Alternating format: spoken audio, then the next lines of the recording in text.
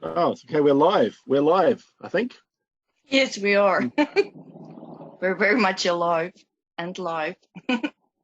Where is chat? There's chat. Let's get chat going. Zoom check right here. Better without my glasses on. You guys look a bit blurrier. That's much better. I'll make you bigger. Ouch. I'll make you bigger. Yeah, that's better. Okay. Oh, okay, somebody there. Okay. Oh, there you are, Sam. Okay, we've got it sorted. We've got it sorted, everyone. We've got it sorted. But now, for some reason, okay, there's a bit of a lag here, I think. It's quite odd. But okay, I think we're live, people. I can't see any chat or any details. I think it might just be a bit slow, but we are actually live and it is up and running. Yeah. Okay. Well, I can't see any chats on my screen. I don't know what you guys can see. No, I can just see you three and myself. Yeah. Okay. So somebody can monitor the questions. Yep, I've got it here, so I can monitor the questions. All right. So we're live then, are we? Hi, Victor. Oh, Victor. Hey, man. Yes. Okay. Okay. Well, I can't see any chat, or I can't see who's online. I can't even see numbers. Yeah, okay, we're back. I can just see Had guys. a few technical issues, so we're back now. I'm having a technical issue with my wine. It's empty.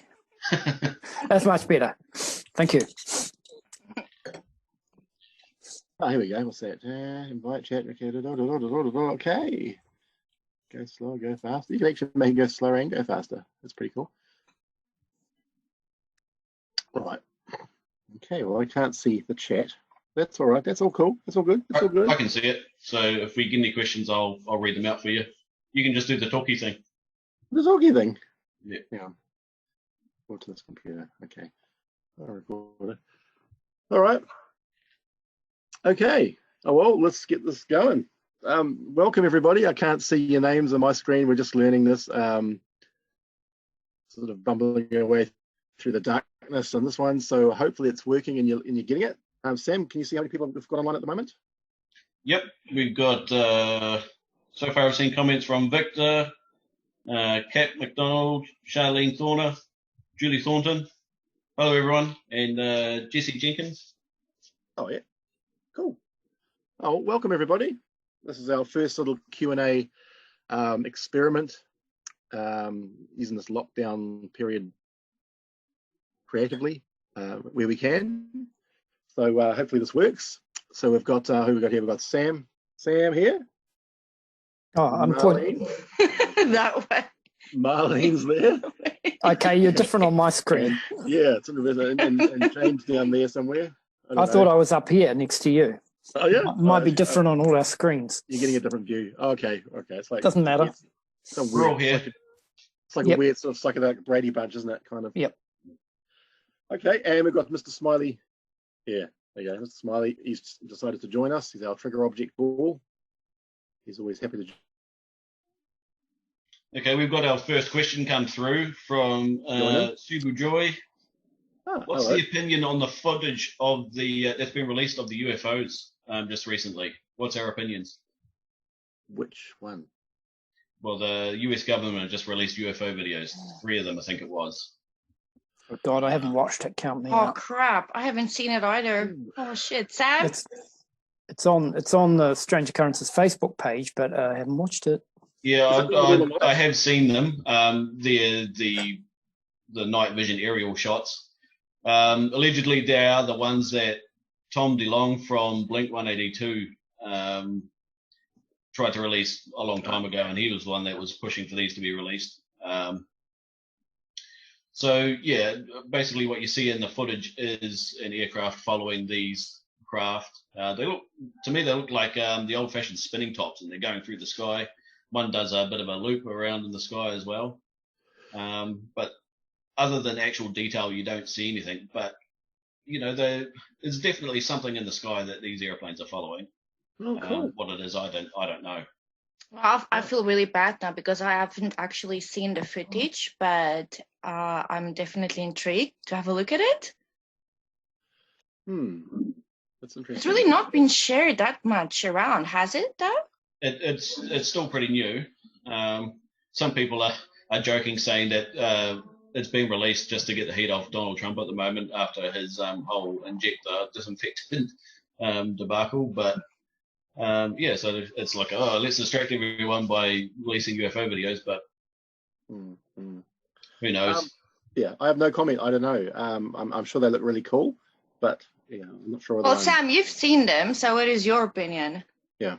Yeah, like I said, it's just a night vision shot of something in the sky being followed in the crosshairs of a camera. I'm assuming it's an aircraft following them.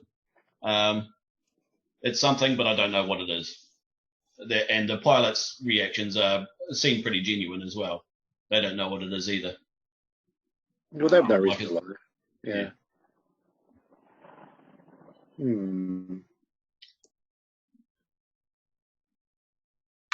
Hello, everyone in Dunedin, Donna and Knox, and Hibiscus Coast, Lisa.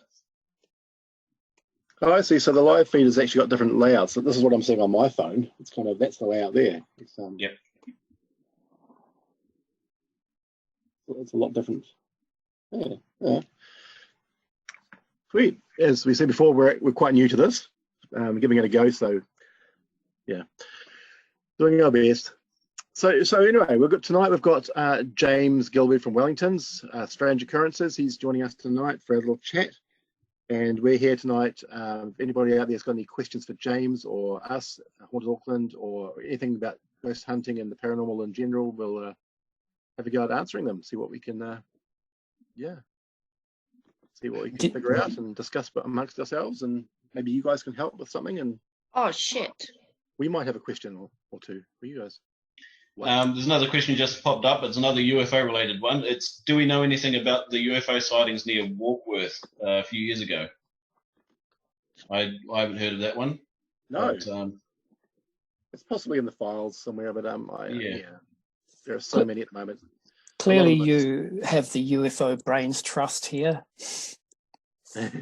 Yeah, not. Yeah, I don't know. There's just so many sightings at the moment of Chinese lanterns and all sorts of stuff like that. That's hard to keep track of them all. Drones. And drones, yeah.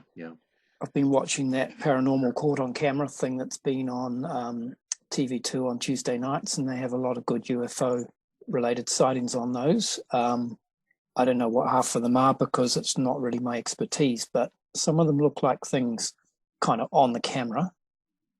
Others look like lens flare, and ones they had last Tuesday, there's a triangular thing zipping around. I have no idea what that was. I just don't. They have some pretty good ones, and I usually go away and look them up afterwards because you can find them on the internet after you've seen the program. But they have some pretty good clips on that show, and some of them are easy to debunk, and other ones I wouldn't have a clue what they are, especially the UFO ones. I find those hard to pick. Yeah. I just don't know enough about them. Well, there's only so much you can research too with UFOs. I mean, they're up in the sky, and it's not like you can go out there and check them out. You can just sort of go to the location where they may have been seen, but you can't actually go there and investigate them. I get people sending me videos sometimes with UFO things I've sighted, and I really can't help them on those ones. I have to refer them to their local astronomical society, look in the local paper, see if anybody else in the area saw the same thing. And I think they really have to go and do their own research locally, because you just can't tell from a video what a person is looking at in the sky. They don't show up very clearly usually. And I think a lot of people tend to associate UFOs with aliens, and it's not necessarily the case. Just because it's unidentified and it's in the air, it doesn't mean that it is aliens. It just means that it's something that we don't know what it is. That's in the air, obviously. There's also an interesting thing that comes up. A lot of people kind of look with their camera phones these days. So they'll be standing, pointing the phone and looking at the screen and not actually looking at the sky or wherever the thing is. And they say maybe that they saw it with their own eyes, but it's hard to differentiate whether the person saw the thing with their own eyes or whether they watched it on their camera while they were there, and they might not even recall You know, they may think that they were looking at the sky and watching the thing, but they may have been looking at the camera and watching the thing. Mm-hmm. And if you think back, you think, was I watching the camera? Was I looking at the sky? I'm not sure. Because sometimes maybe things can occur in the camera, for example, lens flare or some other obstruction created by the camera, and you would swear that, oh, I was looking at the sky and I saw it, but actually it might have been on the camera. And I have wondered that with some of those caught on camera things on TV, because the people are clearly sort of standing there looking at the cameras while they're observing and not looking at the actual scene. And these days it's hard to make that distinction. Everyone's got a camera phone. That's right. I see that one of our viewers, Ian Fleming, asks about shadow people.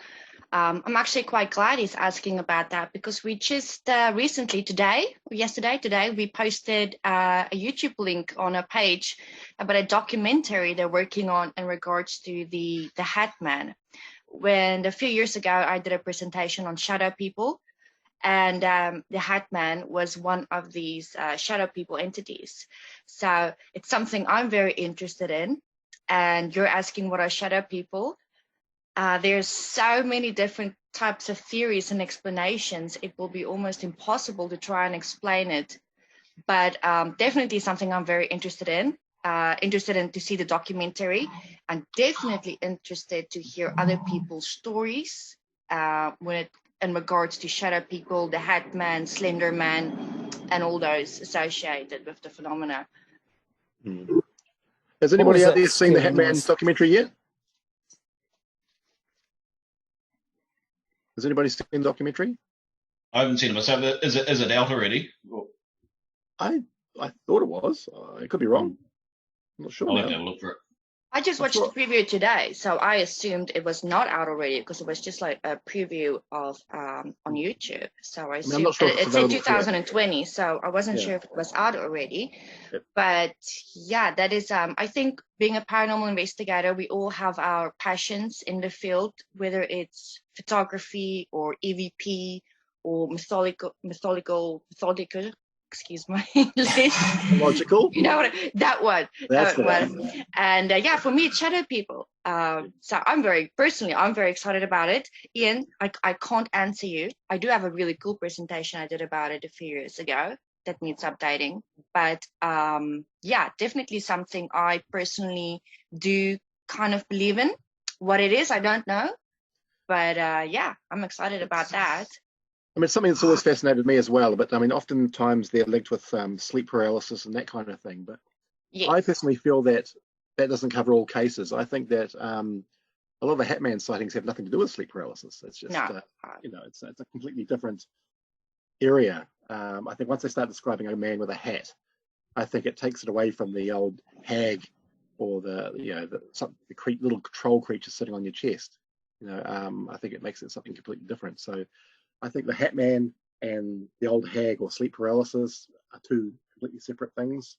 Yeah, and especially with the Hat Man phenomenon, which to me is very personal. And for me, the most convincing case is the fact that when I experienced this phenomenon, and I was very young, this was early in the 1980s, there was no talk of something like this. It wasn't on television, it wasn't in newspaper, it wasn't in storybooks, and only to discover 10 years later that this is an actual thing. So you never had prior interference that can corrupt your mind that this thing actually exists. To me, that was very dominant, important to me to know that, wow, this is actually a thing. Because like I said, yeah, my experience goes back from early 1980s, and only now this has really come to light, I'd say, in the 90s, maybe. Do you the think description's always the same, aren't they? The description's always the same: a man with an overcoat and a hat, and he's tall. I think, Marlene, that the term shadow people is actually relatively recent. Like when I read older books and things like that, there is never any mention of shadow people. I feel it's probably something that's arisen in the century, like maybe the late 90s into the 21st century. And when you give a thing a name, suddenly It sticks. It sticks, and people think, yeah, I've seen that, I've experienced that. Whereas before they were, if they weren't called shadow people, you didn't have a point of reference to relate your experience to. And I just feel the shadow people name or label is quite recent, would you say? Yes, definitely. I mean, like I said, I didn't even think this entity really existed. I mean, back then, I remember, I will admit, I was given the proper medication, treatment, all of that. Never spoke about it again. And back then, again, you don't have Google, you don't have books. These stories don't come up in newspapers. So I honestly think that it was just my imagination. And it was only up to about, a few years ago, not even that long ago, that I realized, wow, there's actually really something to this. I read a lot of the people's stories to try and see if it was similar to mine.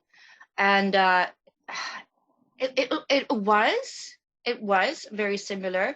There are certain aspects of it that I remember very clearly experiencing it. So I always try to look for those same aspects when people retell their story, to see if they really did see or feel what I think I thought, saw and felt.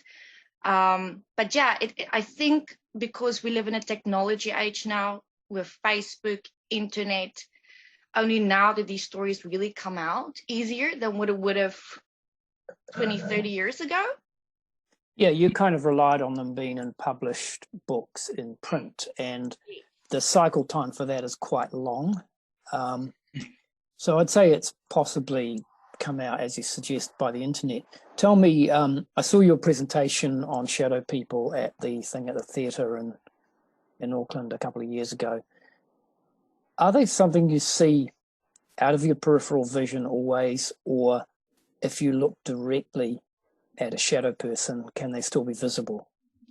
The majority of cases are peripheral vision, unlike the Hat Man, again, for instance, which is one that is not peripheral vision. He manifests himself directly, and there's no questioning that you're seeing him, that he is there, very much, even in daylight. So the other ones are very much questionable, fast moving. You think you saw it, you didn't see it. But yeah, the Hat Man, also Slender Man, I think can almost fall in the same category. I'm not quite sure, but this is the one about the Hat Man that I like so much, is the fact that he doesn't run. He's like, I'm here, take my picture, I don't care, this is happening, and it's happening now. So yeah, it is. I really don't know. I think it'll be there's some demonic noises coming from somewhere. Is that you, Mark? Are you making demonic noises? No, I'm not actually. Somebody is. Are you hearing something too? I've got a 13-year-old girl out in the lounge that I can hear in the background being really noisy. I hope it's your daughter and not just some random 13-year-old girl. It's just a demonic child. Okay, yeah, fair enough. Nothing about a holy water wouldn't cure. Yeah, well, I've tried. Sprinkle. Yeah. I mean, yeah, shadow people. I mean, I've seen what I would consider possible shadow people. I haven't seen a Hitman, but all times I've seen them have been with both eyes straight on. And initially, at the corner of my eye, I see the movement. I turn, and then I see them with both eyes. And I've seen them at numerous investigations, private house investigations. There was one in New Lynn where we saw very child-sized, small-sized shadow. I call them people, shadow people, but that doesn't mean they're actually people. It just means that they're people's shape. They're people's shape, and they kind of move like a person would. I've been to a couple of places where the shadows I've seen have been child size, and you can see the shoulders and the head, but they kind of move very, very fast. But you can see them with both eyes, and usually they're quite fleeting and very fast, and you don't have enough time to actually grab a camera and film it. So the ones the only tall one I would say I've seen was when I was a child at 10. I think I wrote about it in the book. Yeah, I read that. I have thought about the option of pareidolia, When somebody thinks they see a shadow person or the hat man or slender man or anything similar to that, maybe our brains cannot comprehend what we're seeing, and do we sort of try to put it in the shape of a human? Does our brains try to find a shape in the darkness to resemble human shape, just because we can't comprehend what we're seeing? Right. I have thought about that as well. That's right. It's totally possible. Yeah. I'd be interested to see how this. I've seen the promos for the Hatman documentary as well, and the shape is in the promo, and I'd be interested to see how it pans out, because as people watch the video, does that get kind of planted in the collective consciousness? And definitely. Will people start to see it because it's been suggested that it exists, and whether that's part of the phenomenon? Much like the Slender Man phenomenon, where it started off as a photograph competition where they had to put something creepy in the back of a normal looking photo, and then all of a sudden everybody's seeing this guy. There's ancient Indian drawings of the Slender Man on walls, and all of a sudden it's this big mythology that started from basically a false internet picture. And it's taken a life of itself. But then this is what happens when things like this happen. It actually overshadows people who have had the real experience. Their story gets lost. Their experience gets, I'm not even going to talk about it. It's now everybody's seeing it. Everybody's experiencing it. And that to me is actually quite sad in a way, because those people never really got the answers and really been asked the questions they should be asked about. Because when it's on internet, it just catches fire and everybody catches onto it, and it gets stuck to your imagination, especially for the younger kids, younger generation. And it just takes on a life of its own, and that totally overshadows the actual real experience, or what really could have happened. So, Mark and Marlene, with your experiences, you were both wide awake. Is that correct, or yes? What? All yes, times. completely. And not in bed, at investigations. All of mine have been at investigations, except for the one that was when I was a 10-year-old kid. Yes, no, I was completely awake as well. That's one of its its torturous methods, and that's what people also say. You can just it's there before you even know it's there. You can feel it, and that is definitely very true. That is definitely very true. It doesn't do anything. It just stands there, but it sort of makes its appearance known, and you can feel it in the air. You can feel uncomfortable, and then you see it. But you're completely awake, and it will be there for hours and hours on end. Like, you can rub your eyes, you can sit away, you can get up, switch on the light, switch off the light. It will still be there. Well, that's just my personal experience. What the hell was that? That was that demonic noise I was talking about. Are you hearing it now too? Yeah. I think it sounded like Mark's speaker was giving a little bit of feedback. Oh. How does it? It was when you spoke, but oh, really? Yeah. Hey. You're right. You're right now. Yeah. I'd much prefer if it was a demonic noise. Yeah. It's the Hat Man coming through. Yeah, well, it's quite weird. I did a live I did a live chat with I did a chat the other day with a couple of friends from Australia, Karen, Al, and Tilla, and during that live, it wasn't actually live, during that recording, they heard a sound which I didn't hear at the time, and they said it sounded like a growl, and of course when you play it back, it kind of sounds like a weird sort of growling sound, so I didn't hear it at the time, but yeah. We've got quite a few comments coming through as well in relation to the shadow people. People have seen similar things in our comment section. Also had a question about shadow people appearing in dreams, and whether that's linked or whether it's part of the dreamscape. Do we believe that ghosts can visit us in our dreams? Is basically the question that's being asked. That is a very good question. Personally, my experience with the Hatman phenomenon, it was never really in my dreams that I have nightmares. Yes. Was it part of my nightmare? Not really. The parapsychologist that we can you hold up that spooked book for a moment, Mark, and don't wave it around too much? in one of the later chapters of that, a parapsychologist, Simon, that we interviewed, he has been doing research on dreams and basically telepathy in dreams, and he thinks that the dream state or the sleeping state leaves you much more open to telepathy and other influences. So that is a thing in parapsychological research these days, that various states of mind when you're asleep do make you more receptive to, if you want to call it supernatural or paranormal input.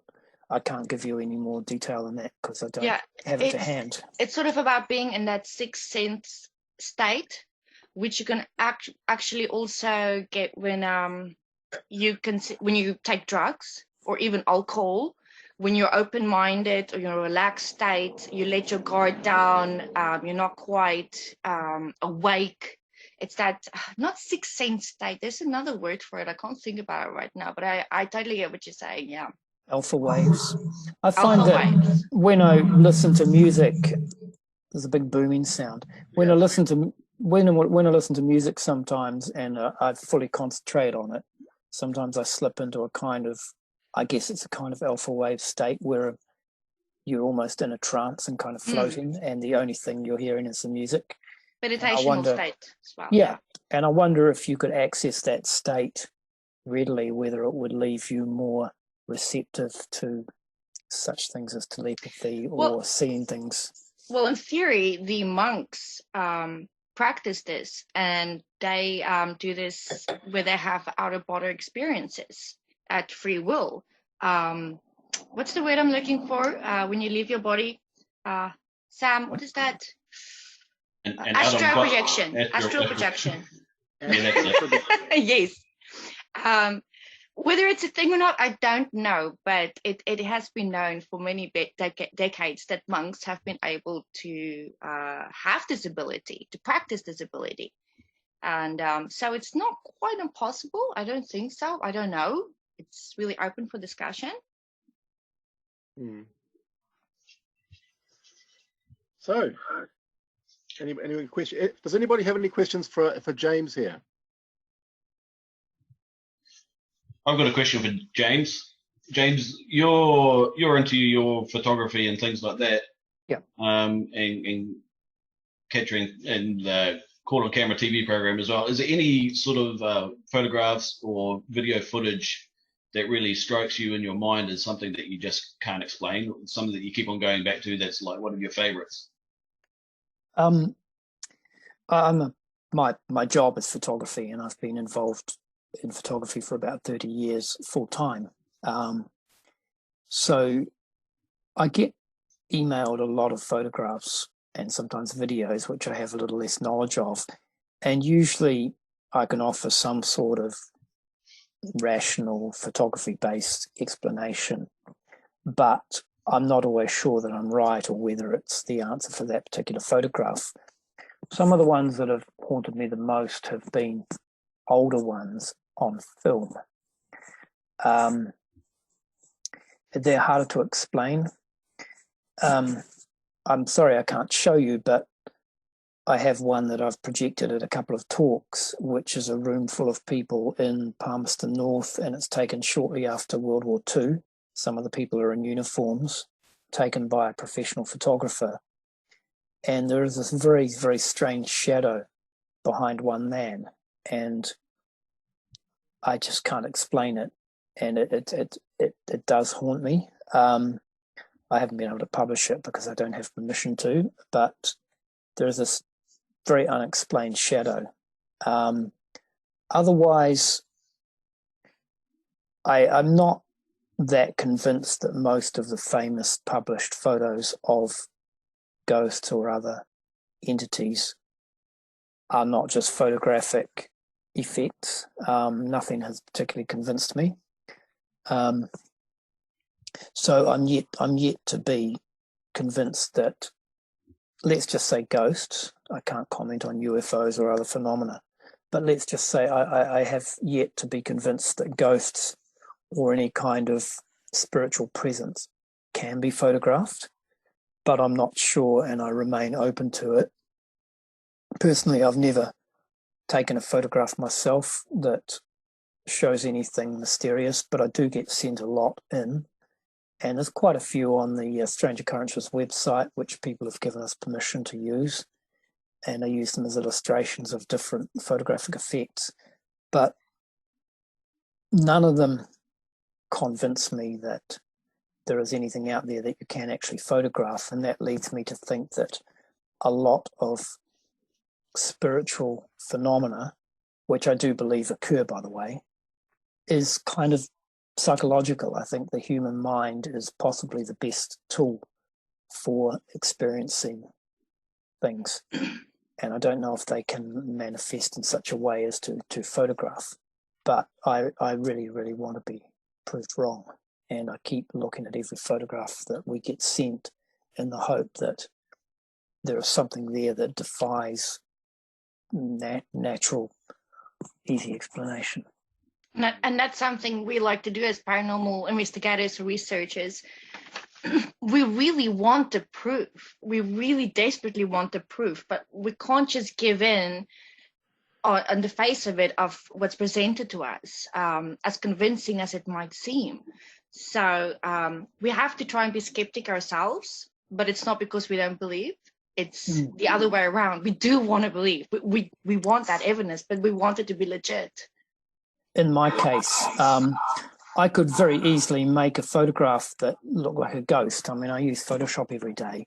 And the fact is, if I ever took one, I'm not sure anyone would believe me, because I could make one in about 10 minutes that would look pretty convincing to most people. My partner did that the other night to me. Jesus, it scared the bejeepers out of me with these apps and stuff that I got. Wow.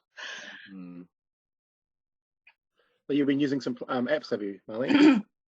He has. I don't use the apps. I know nothing about technology. I suck at it.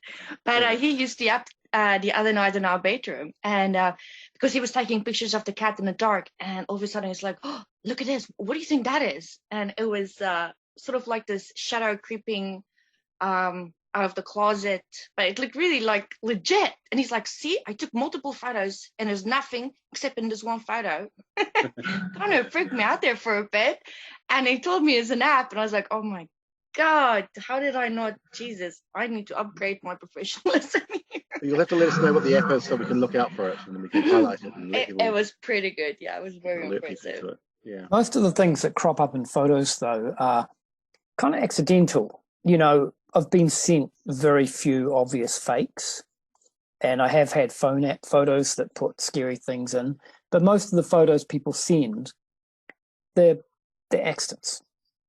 You know, and they get freaked out. They see the thing when they look back at their photos, and some of them are really scary. You know, you look at them and think, hell, what is that? And it takes a bit of unraveling to figure out, well, it might be this or it could be that.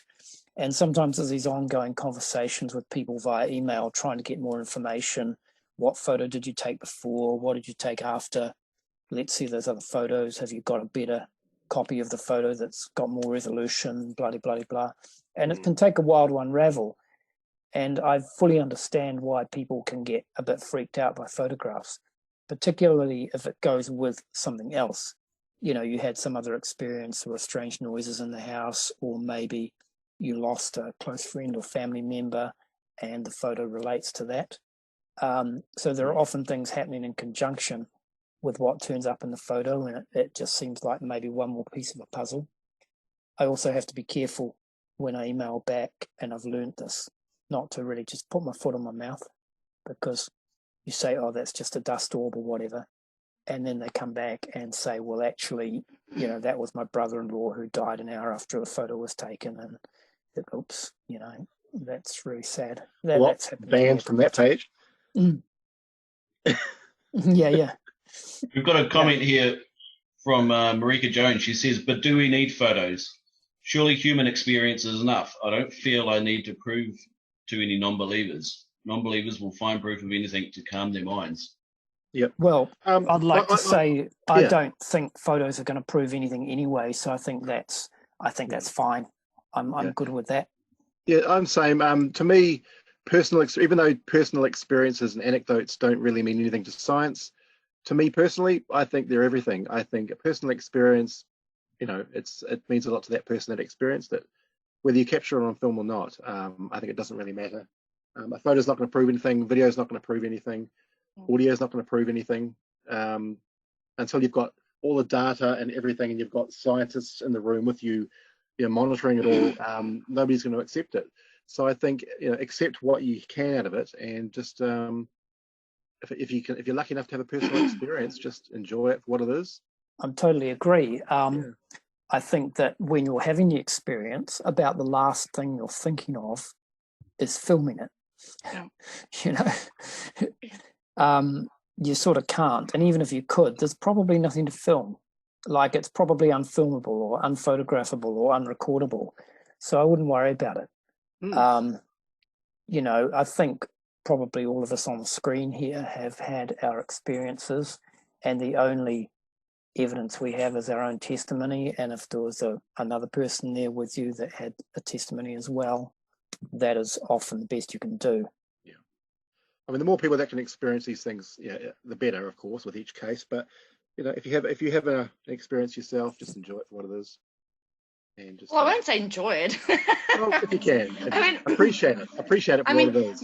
Murphy's Law. We've been on so many investigations, and we've got cameras out there. We take photos. We want to capture that evidence, but once we finish for the night, working 7-8 hours a night, maybe even longer, once we switch off or our battery dies, Murphy's Law, something will happen. And then you don't have the camera ready for it, or you didn't take that picture. So no, you don't need a picture or anything like that to know that you had an experience. We've lived it. We know that. It's just one of those things. I don't know how it works. Very frustrating. Yeah. Well, most of the things I've seen have been when I'll be setting up cameras. I'll be in the process of setting up video cameras, and it'll just catch the corner of my eye, and I'll look over and I'll see it. But it'll only last for like a split second. And usually it's when we've packed up and we're ready to go home. We're ready to go home, and we're sort of walking towards the door, and of course there's, it was like the experience. Then it happens. You're like, what? Yeah. We had at the old school with packing up cameras, and all of a sudden we hear some keys drop. Yeah. Right in the middle of the floor, and we still have no idea where these keys came from. And we'd walked in and out of that room so many times, and those keys were never there. It was until we started packing up the cameras that we hear the telltale clink of keys falling on the ground. Yeah, that's right. Just weird little things happen. I don't know. That's weird. So we've got another question from Dan Fraser, and it is, what's your opinion on spirit boxes? Oh dear. I'll let Mark go first. I'm backing away on that one. I'm going to give you a one-word answer. Bollocks. Okay. I'm going to say that I've got a spirit box myself, okay? Obviously, I try to invest in equipment to try all aspects of, investigation purposes. Now, listen, the whole point about the spirit box is it's about white noise. So it doesn't have to be an actual spirit box that you use. It could be a very old radio. You're talking about frequencies here. You're talking about white noise frequencies. And it's believed that spirits are able to manipulate energy, and energy could be noise, movement, anything like that. So with a spirit box, I still use it. I still experiment with it. Have I had very good evidence with it?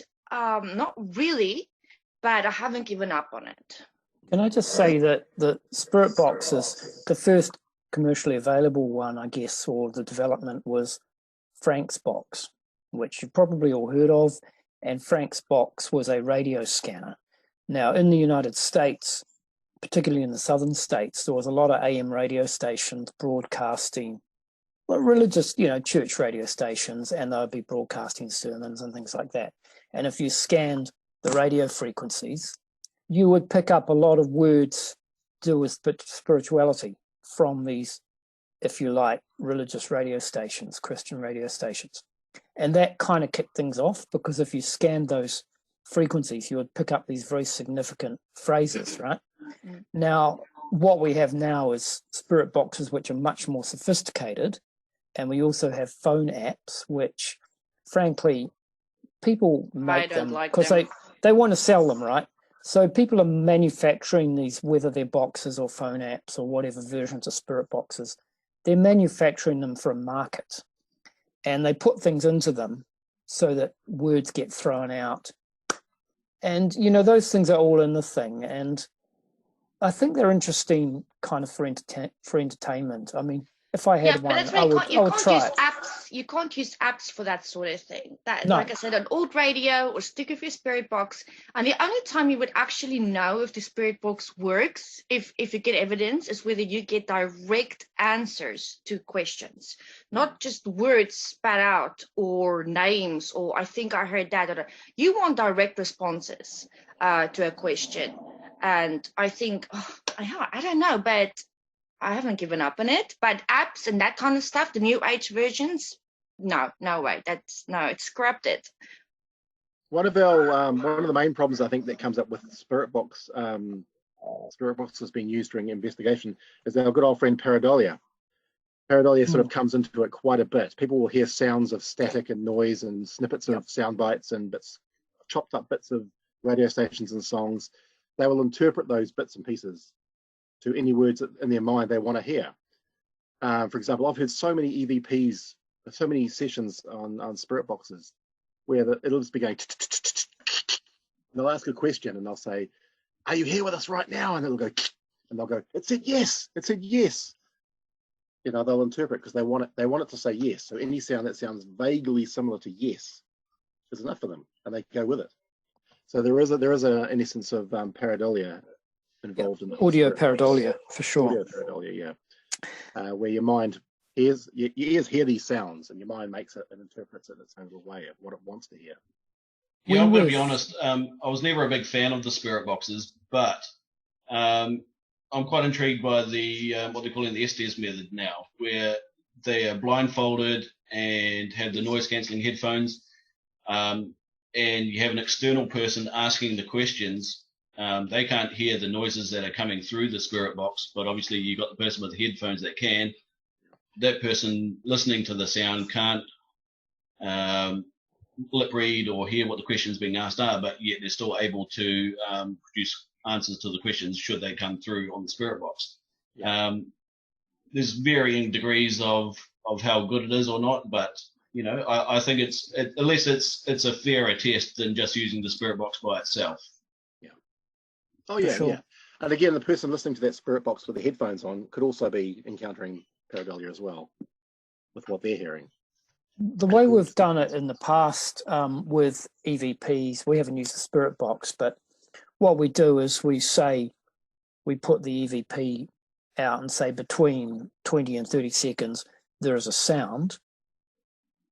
Can anyone tell us what they think that might be? And the person will know nothing about anything to do with the investigation. They will just say, oh, it sounds like the name Terry, or it sounds like Jerry, or it sounds like something else, you know. And when you get that back from someone as a completely neutral reading, then you can start to fit it together and see if it relates to the conversation.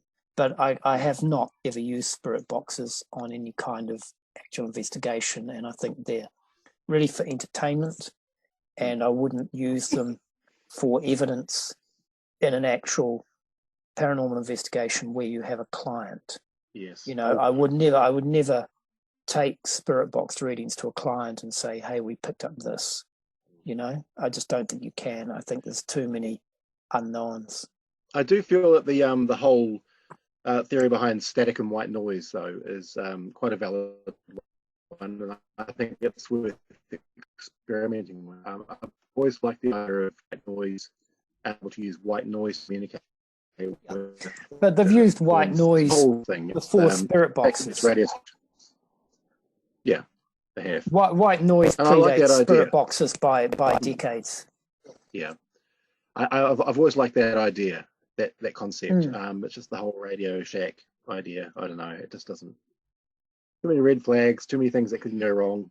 too many things. Once you start picking up radio messages from broadcast radio, television, or whatever other messages are out there in the radio frequency network, once you start bringing those in, you're opening up a can of worms. Yeah. Using white noise as a basis for sound manipulation by entities is a slightly different thing, and it goes back to the very start of EVPs with what's his name, Raudive, and that Austrian bloke, and in the very early days. Well, we can say the same thing about orbs or light anomalies.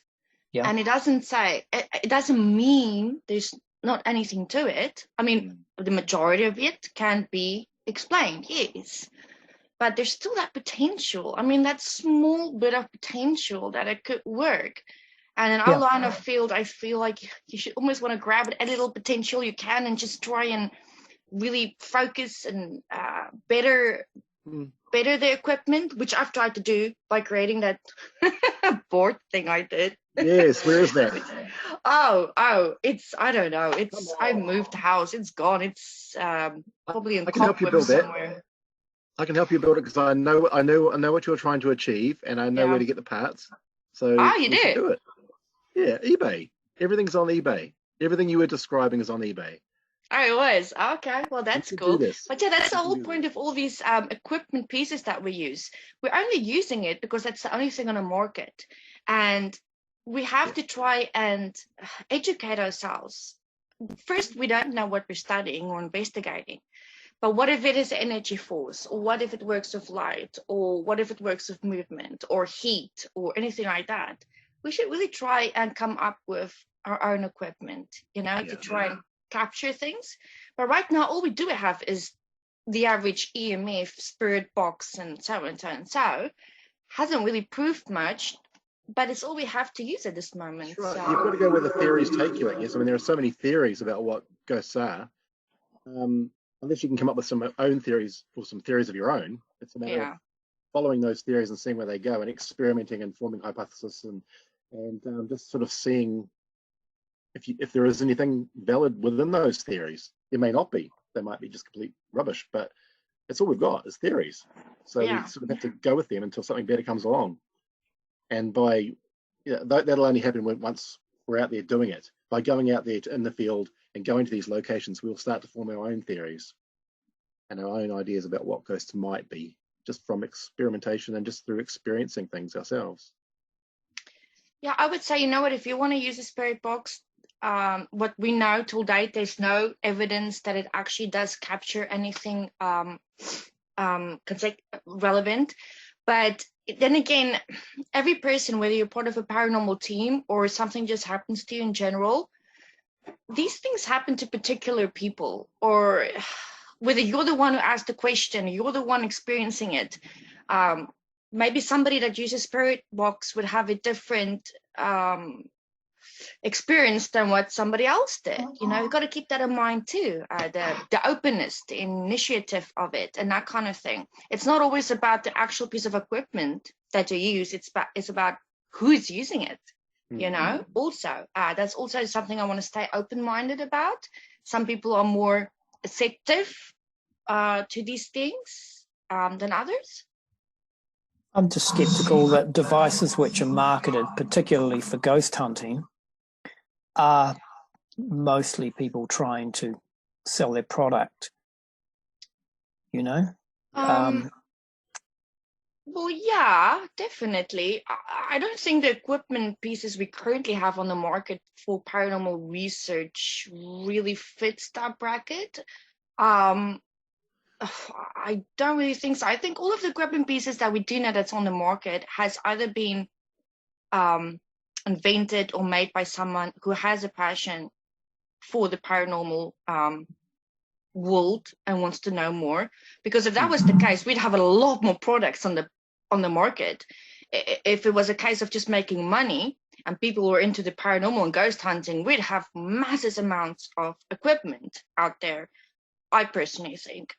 So I'm not too sure about it being a money-making scheme. I think that when you get devices which have got vocabularies of words implanted in them and they throw up those words supposedly at random, Those I are things agree. those are for entertainment. Oh yes. They're not paranormal investigation tools. Ovilus, good example. random word generators, yeah. Entertainment. Well, I think it's like what we do is we'll trial various bits of equipment that are on the market. We just to give it a go, because in the sense of open-mindedness, we don't want to sort of put down anything that we haven't tried ourselves. And so we've used spirit boxes, I've used Ovuluses. We've even tried the old Connect cameras, that Connect camera set up with the old Connect sensor. We've got one of those. A guy, Martin, who was actually watching, Martin Simpson from Australia. Thanks, Martin. He made it for us, and we've tried that. And I think, sure, they may not do what they're supposed to do, what they're made for, but I think you can actually adapt some of this equipment to your benefit. Now that we're actually talking about the Connect EMF meters, instead of using them as an EMF detector, try them as a trigger object, which we have done in the past. We've used our cell sensors as trigger objects and tried to get them to set it off as a response to get a reaction. The SLS camera with the Connect setup, it didn't really work for us because we could see how stick figures could be formed through curtains and chairs and furniture and everything like that. Another form of pareidolia, I guess. But perhaps you could use it in some other way. And so we're sort of using it in other different ways and experimenting with that idea, but not how they were originally created to be worked. Well, as soon as you mentioned the Connecticut, I never say that thing right. The Connecticut. The what? Connect. The Connect. Okay. Yeah, that one. So I've seen a few videos recently, and it's only because my girls have showed me this because I watch on YouTube. And I find it kind of fascinating that, people who have these apps on their phones, and when you make yourself into a bunny or a fox or whatever, and then you would walk around with this phone, with this app, but there'll be nobody in front of the phone, and this bunny app or the ears or whatever will automatically form in the middle of nowhere. Like there's supposed to be somebody there, but it isn't. What do you guys think about that? Because there has to be something there for those ears to form around. Exactly. So obviously that camera is using pareidolia again. It's thinking amongst the shadows or the structures like a chair or a table or a curtain in the background. It's linking those up. And its little computer mind is thinking, what is that? What is that? What is that? That could be a person. I'll make that into a person's face. If you were to put a filter on Mark right now, it'd probably go crazy with the ball and the Grim Reaper in the background. And but the whole point is about putting a filter like on nothing. Like my girls were playing with their phone, trying to find a filter to put it on me. So I was just facing a blank wall at the time, and then automatically, something would pop up. So all it takes sometimes is because you've got the all the grains of the dark footage. If you're in a darkened room, the lighting is really low. I don't know if you can see on some of these, even on your own video, Marlene, there's sort of a grainy texture there because of the low lighting in your situation. Probably. Whereas if you look at Sam's one, it's quite crisp and sharp. You look at Marlene's one, it's a little bit grainy and dark. Same with mine. Mine's a bit dark because of the low lighting in this room. Same with James's. All it takes is for those pixels and those little colors and distortion there to form, your phone will misinterpret that as faces. I think maybe, I don't know much about this, but I think the same kind of software that they use in facial detection is used in those things, and facial detection works a lot like pareidolia in the human mind. We're all hardwired. And the simplest, if you remember the smiley face thing that came out, was it in the 1960s, where you just had two dots and a curve in a circle? There it is there, right? So that's been around for decades. And that's all you need to see a face, right? A couple of dots and maybe a stick for a nose or a stick for a mouth. Yeah. And those things occur in a grassy lawn or a rock or tree bark.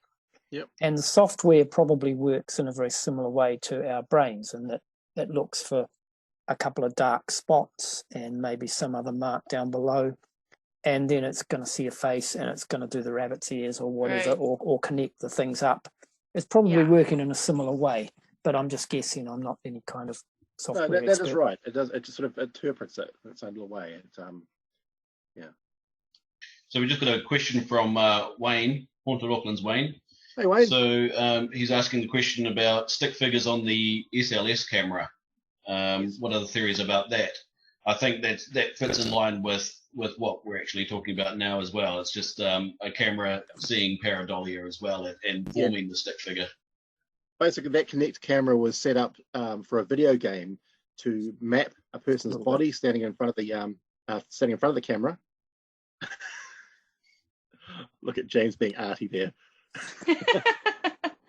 Ooh, why? Aged. I'm told that classy people don't drink Merlot, but you know, we like it, and it's in the right sort of glass, giant thick bowl. Check that out. Nice. So yeah, basically, the camera was created to map a person that's standing in front of the camera. We put them on the screen so they can play the game. So it sprays out all these little infrared dots everywhere, and it maps your body. And all it needs is enough bits and pieces to look at that it'll piece together what it thinks is a human. So I mean, we've had it at the old school, Sam. We did one. You remember we had we're in one of the upstairs rooms, and we had the SLS camera going, and there was a stick figure dancing in the corner, but it was the curtains. That was the lines of the curtains going down. That's all it needed. And in the dark room, that's all it needed for that camera to think, oh, I think that's a person. I'll put a stick figure here. It's just another form of pareidolia. That camera is almost like a human eye. It's looking at it, and its little computer brain is thinking, what is that? What is that? That's got to be a person. I'll make a person there. So, yeah. But they're cool to play with, though. We had fun. Guys, excuse me for a minute. I have to pee. Can I go pee? No. off camera. I don't know. You have a cup? You mean right now? We're only going to be on for another hour. I'm holding. No, you go. Thank you. We'll hold the fort. No one ever said we were professional. No. I like Right, the I've actually got quite an interesting question here. Do you think it's from Joanne Woods? Do you think it's possible to trap a spirit in a box, Ghostbuster style? I think before we can actually answer that question, we'd have to know what a ghost actually was and how to capture it. And I don't think we're anywhere near that sort of level of knowing what a ghost is. It's a really interesting question. There was a British TV series or movie called The Asphyx, which is Asphyx, and I love that word, where they managed to trap a spirit in a jar in the movie. And yeah, that kind of predates the Ghostbusters. And we've seen things like on Trade Me, and I wrote about it in that book, where there was some little jar of blue liquid which someone was selling on Trade Me, which ended up going for like $600 or $700, where they believe, or they marketed as a ghost trapped in a bottle, and it's actually just some blue dye in a bottle.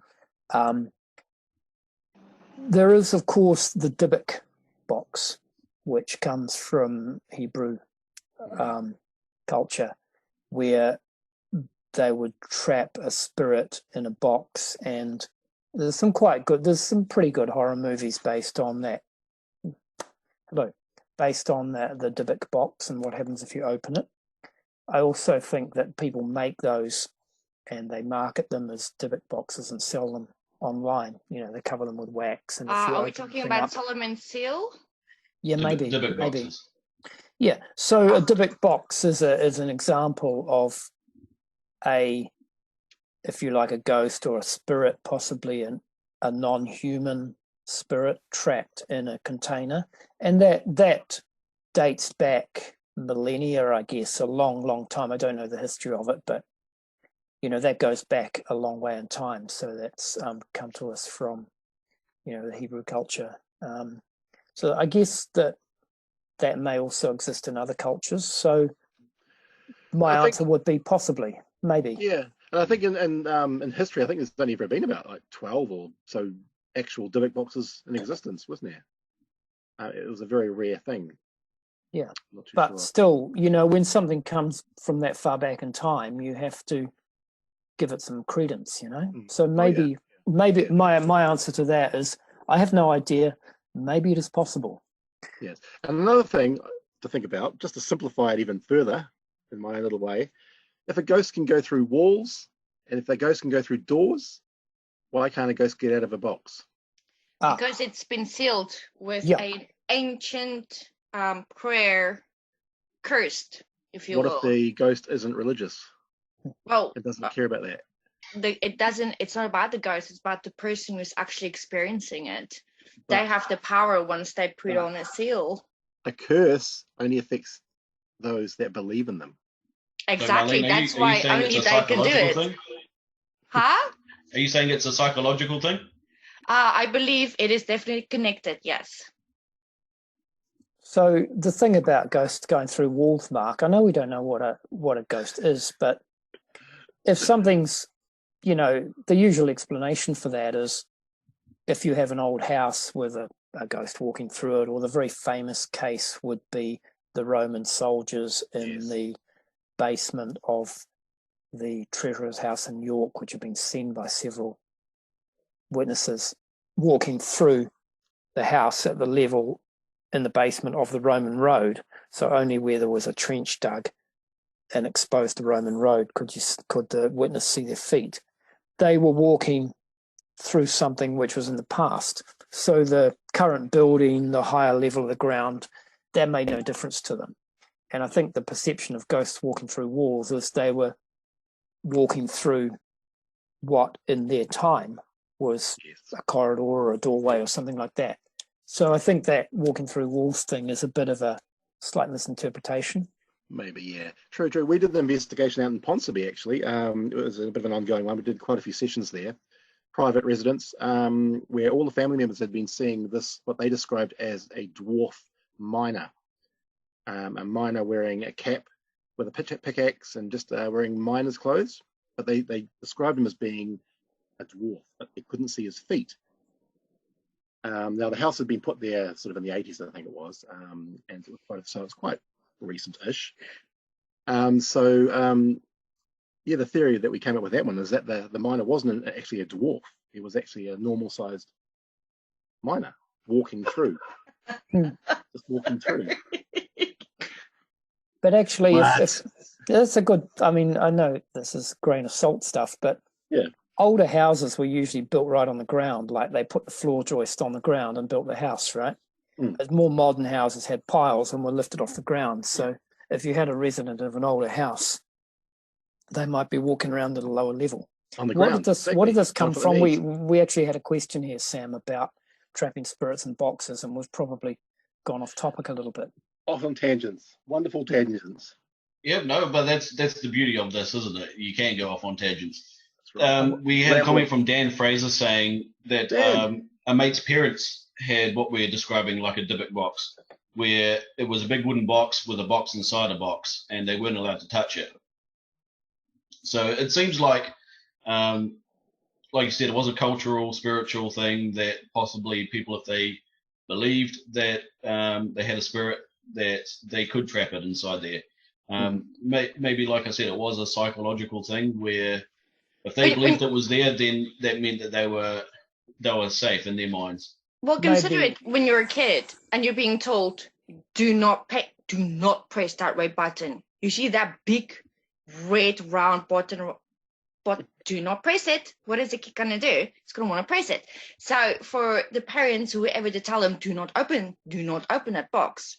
Maybe they didn't open the box, but it already feeds into their mind of, why should I open up that box? What's in that box? What's going to happen?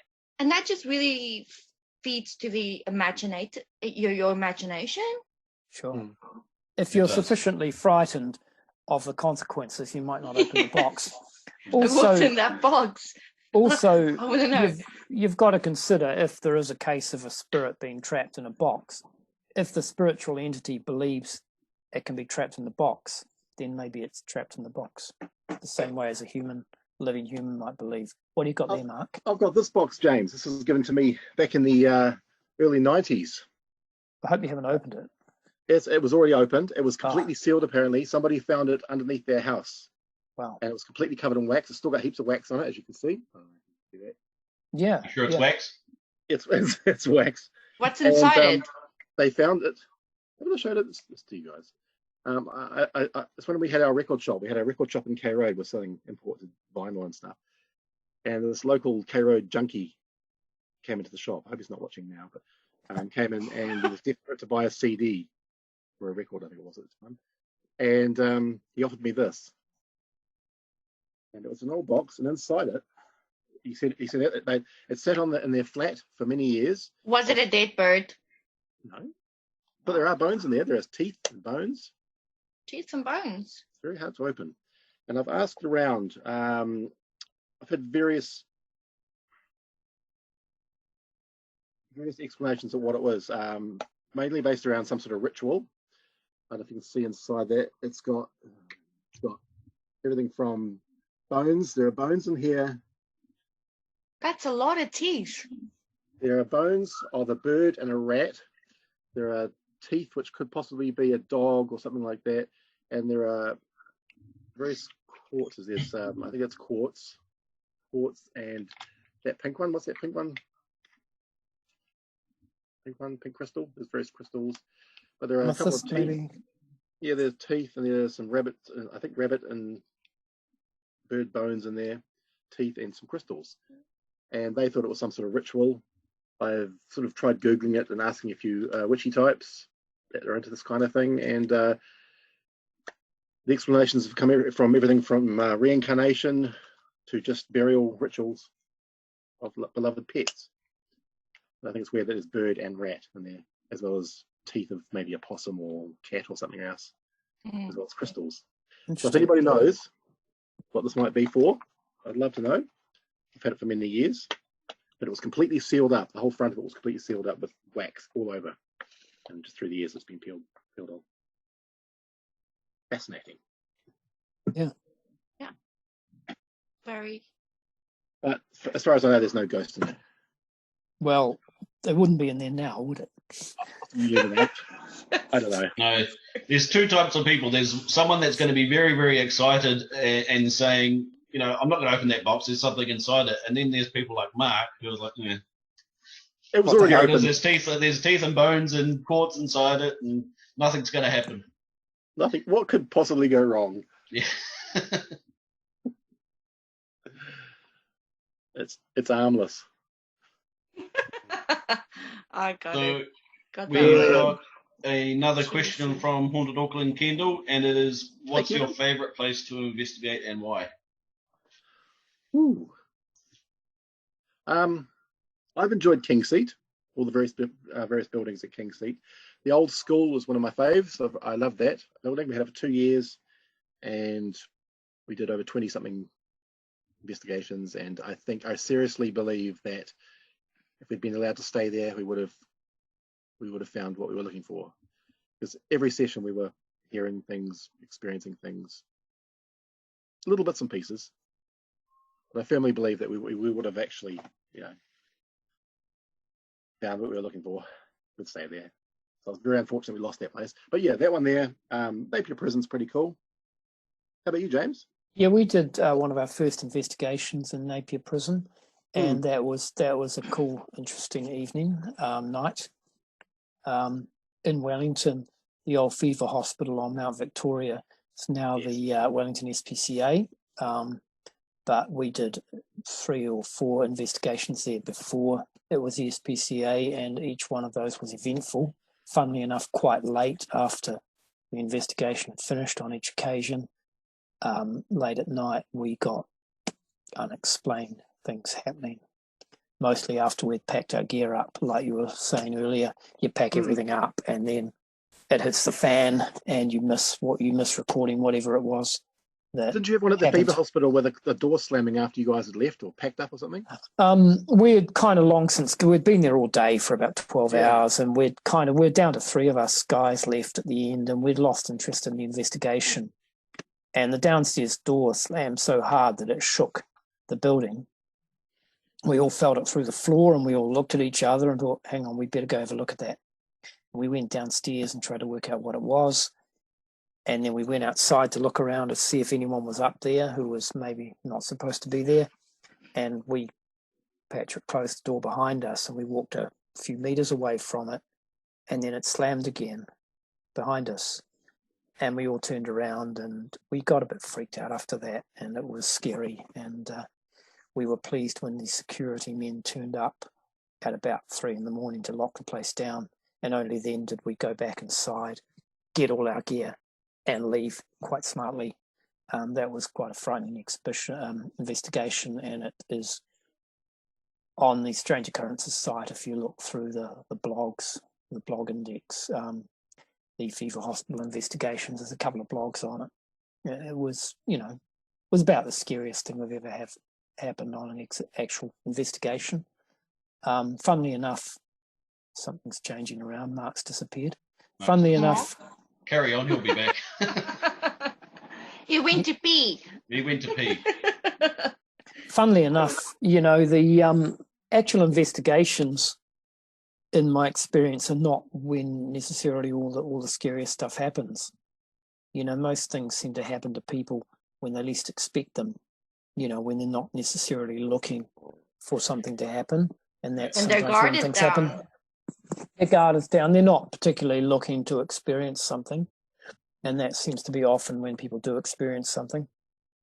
They're not expecting it. They're not looking for it. It just happens. And sometimes I think when you are looking for it, it's almost a recipe for it not to happen. And only when you give up looking at the end of the evening and you're packing up and you've kind of given up on the investigation, that can be the time when things go off. But that's what we spoke about earlier. Yeah. Being your guard has to be down. How do you get your guard down? Like, what do you have to do intentionally to have your guard down? And yes, even if you go back hundreds of years ago with the shamans and how they did their rituals and how spiritualist they were, if you want to see something or know your future or know if you're going to be a king or so, they would take you into their tent, give you a concoction to drink, open your mind up, basically have you meditate, but on drugs, alcohol. Sleep paralysis, I believe, can fall in the same category of having your guard down. Like, not all your senses are up and working. It's not there. And that's when it happens. Yeah, that's I'm not saying my take experience. drugs. Don't No. take drugs. Drugs is very bad. Let me just, no drugs. That's been my experience too, Thanks, Pete. Charlene. Anything that's ever happened to me has caught me by complete surprise and come out of nowhere at that when you're least expecting it, not when we're on an investigation and looking for stuff. That's part of the fun, though, isn't it? Yeah. Being caught by surprise. It's almost as if it's on their terms. Yep. Yeah. Totally. It pretty much is. If they want to be seen, they'll be. They'll let us. They'll let us see them. I don't know. I think you kind of have to cool. be inviting, really, really inviting to it. What I mean by that, I don't mean playing on a Ouija board or asking it outright. That's not what I mean. I mean inviting is really wanting it so badly that I can't explain it that well. But you really need to open yourself up, like the monks do, like a lot of spiritual people do, and they have ability to see or know things or hear things because they have ability to shut down. They have an ability to let their other senses take over. I can say, Mark, you would know this, Mark, from sort of leading investigations, that you're so busy, like organising everybody and directing things and looking after stuff and managing things, and you don't get the opportunity to get into that frame of mind during an investigation. That's what I find anyway. It's like the captain of the cricket team doesn't always bat so well because they're worried about the whole game, you know? That's true to a point. It is true to a point, but I think I think we've got to the stage now as a team that I can actually relax a lot more, and I can let Marlene do her thing, and I can let Sam, they can run the place. I mean, Sam leads quite a bit, Marlene leads quite a bit, and you get to the point where you can just sort of trust them, and I just sit back. I just sit back and enjoy the experience myself. I'm not actually trying to control Sam or Marlene or anybody in the team. I think it takes time to build that within the team, but I mean, these days, I'm totally relaxed in investigations, and I can just let them do what they want, and I know that they're on the same track as me, and they know what they're doing. So it's I don't need to tell them what to do or anything. So it works really well, and there's a lot of pressure off me, and I can actually enjoy it, which I do. Oh, Oh, thanks, man. Love you guys. We've got a question. It's like, we do public events and all that. I mean, I'll put a lot of effort into organising the public event and arranging it and getting it all happening. But once the doors have opened and people have come in, I know that once I've introduced everybody and ourselves to them and laid down a few rules, then I can just say, go for it, Sam, lead your team. Go, Marlene, lead your team. And off they go. And together it's a successful night. And I don't have to. I can actually enjoy the night and actually be with the audience and just sort of watch the team in action. It's great. Just apologising in advance to anyone who's asked a question and we haven't quite got to it yet. We'll try and get to as many of the questions as possible. Let's race through a few of them. We've got a question from Maddie Cams, and it's, in your experience, do Ouija boards actually work? Sorry, what about Ouija boards? In your experience, do Ouija boards actually work? To a point. Yeah, to a point they do work, not in the sense that you're talking with spirits. That's my personal belief anyway, is that you're not contacting spirits. It's a mind game, mind over body game, and just through experience, I found that there's always somebody touching the board that makes the planet move. We've filmed put it this way, and Mark, you'll agree, we've had many public events where we brought out a Ouija board and we would separate the groups, 2 different people, and we'd have somebody from our team watch what's happening constantly, all the time, focusing on what's happening, who's touching what. And we found that, and this is not just from experiencing it once or twice or 3, multiple times, that the people who are most open to these kind of things, that they want results, maybe they don't even know that they're doing it, but they do actually tend to move the thing on the board. Right. And like I say, may not be intentional at all, because even they catch themselves being surprised and excited and happy about it. But when we review the footage over and over and over again, we're like, oh, well, it was, you can feel it. It was moved. And you can feel it when you're pushing, when you've got your finger on the planet as well. It's all about their strong desire. They have such a strong desire to communicate with somebody that their body will take over and muscle movement will cause the planet to move. And it's just the way it is. But having said that, it does bring a lot of relief and a lot of good. It does do a lot of good for people. We've had people use the Ouija boards and, they feel that they've communicated with their dead ex-husband or their dead husband, and it makes them feel really good.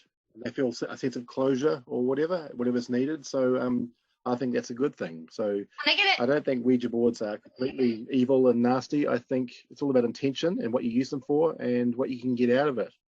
Again, it doesn't mean it doesn't work. There may be the odd case, 1 out of a million, that it has actually worked and it wasn't captured and no photos or anything like that. So it's just, again, from my personal experience and from the people I work with, we personally haven't experienced it working. Doesn't mean it doesn't. I personally have used one myself. I have tried to play other types of games, which is considered very much taboo where I come from, in the effort of trying to experiment and to see if these things works. I personally didn't have any positive, nothing happened. Does it mean it doesn't work? I don't know. I don't know. Yeah, I think we tend to leave it open for everybody to make up their own mind, especially when we have our public events. And that's why we have it. It's so people can experience them for themselves and come to their own conclusions. Personally, I don't think that they are a spirit talking board. I think it's just wood and a planchette, and that's it, as far as I'm concerned. But I think it's a device that I don't believe all the stuff about it being an incomplete device and all that, but I think it's in a sense, a vehicle. Marlene talked about this earlier, for people to get into a certain state of mind where they're receptive, and it helps people access their subconscious. So if there's something going on in their subconscious, the Ouija board might help to bring that out. The same thing could be said of dowsing or pendulum. You could be looking at psychokinesis, PSI missing. Yeah. So, you know, what you're probably doing is accessing your unconscious. Yeah. And that the Ouija board is a vehicle for that.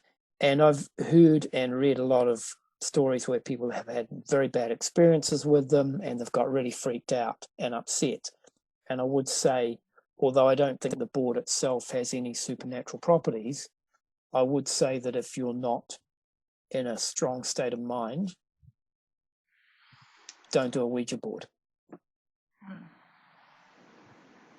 It comes down to what I was saying earlier about there being two different types of people. I think, you know, if you were to send someone who gets excited easily or scared easily, and you have someone on the other hand who is a little bit skeptical, and, you know, someone who's a little bit more level-headed, you send them into a haunted house together, the same sort of night, same sort of conditions. They're both going to come out of that situation with two totally different stories. The one that gets excited is going to believe that the house is more haunted than the other person, and it just comes down to personality and how you react in different situations. Yeah, agree. Yeah. Cat wants to go out. Sorry, I'm directing Denise at the cat because I think he wants to go out. He's sitting by the door, you know.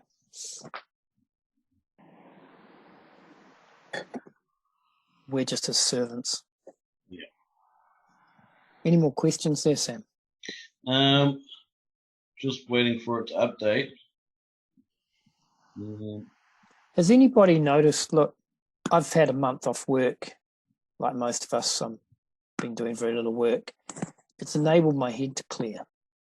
You know, when I'm working, I'm very busy and my head is full of stuff and it doesn't give me a chance to concentrate on anything much. But lately, my head has been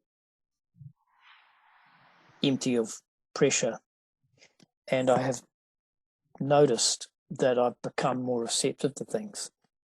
I've even identified a few locations around, not far from where I live, that are very strange, and my wife Denise and I even did a paranormal investigation of one of these areas lately. And I've just become more, I don't know, kind of tuned in. And it's really just removing the clutter of just being stressed from work all the time. I know you're still working, Mark, but I've really enjoyed this peaceful, quiet time that we've had. And I think it has helped my kind of perception of things. I'm not saying I'm psychic in any way. I just feel much more open to stuff. We do have a few questions here from a few members now asking where Barbara is at. Barbara Casely, yes, she has. We miss her. We miss her a lot. We do. She did join a different research group. I think one that's more easy for her, accessible, where she lives now in Thames, out of Auckland, and that was really hard losing her. It was very, very difficult, but she's still in the industry. She's still doing her thing.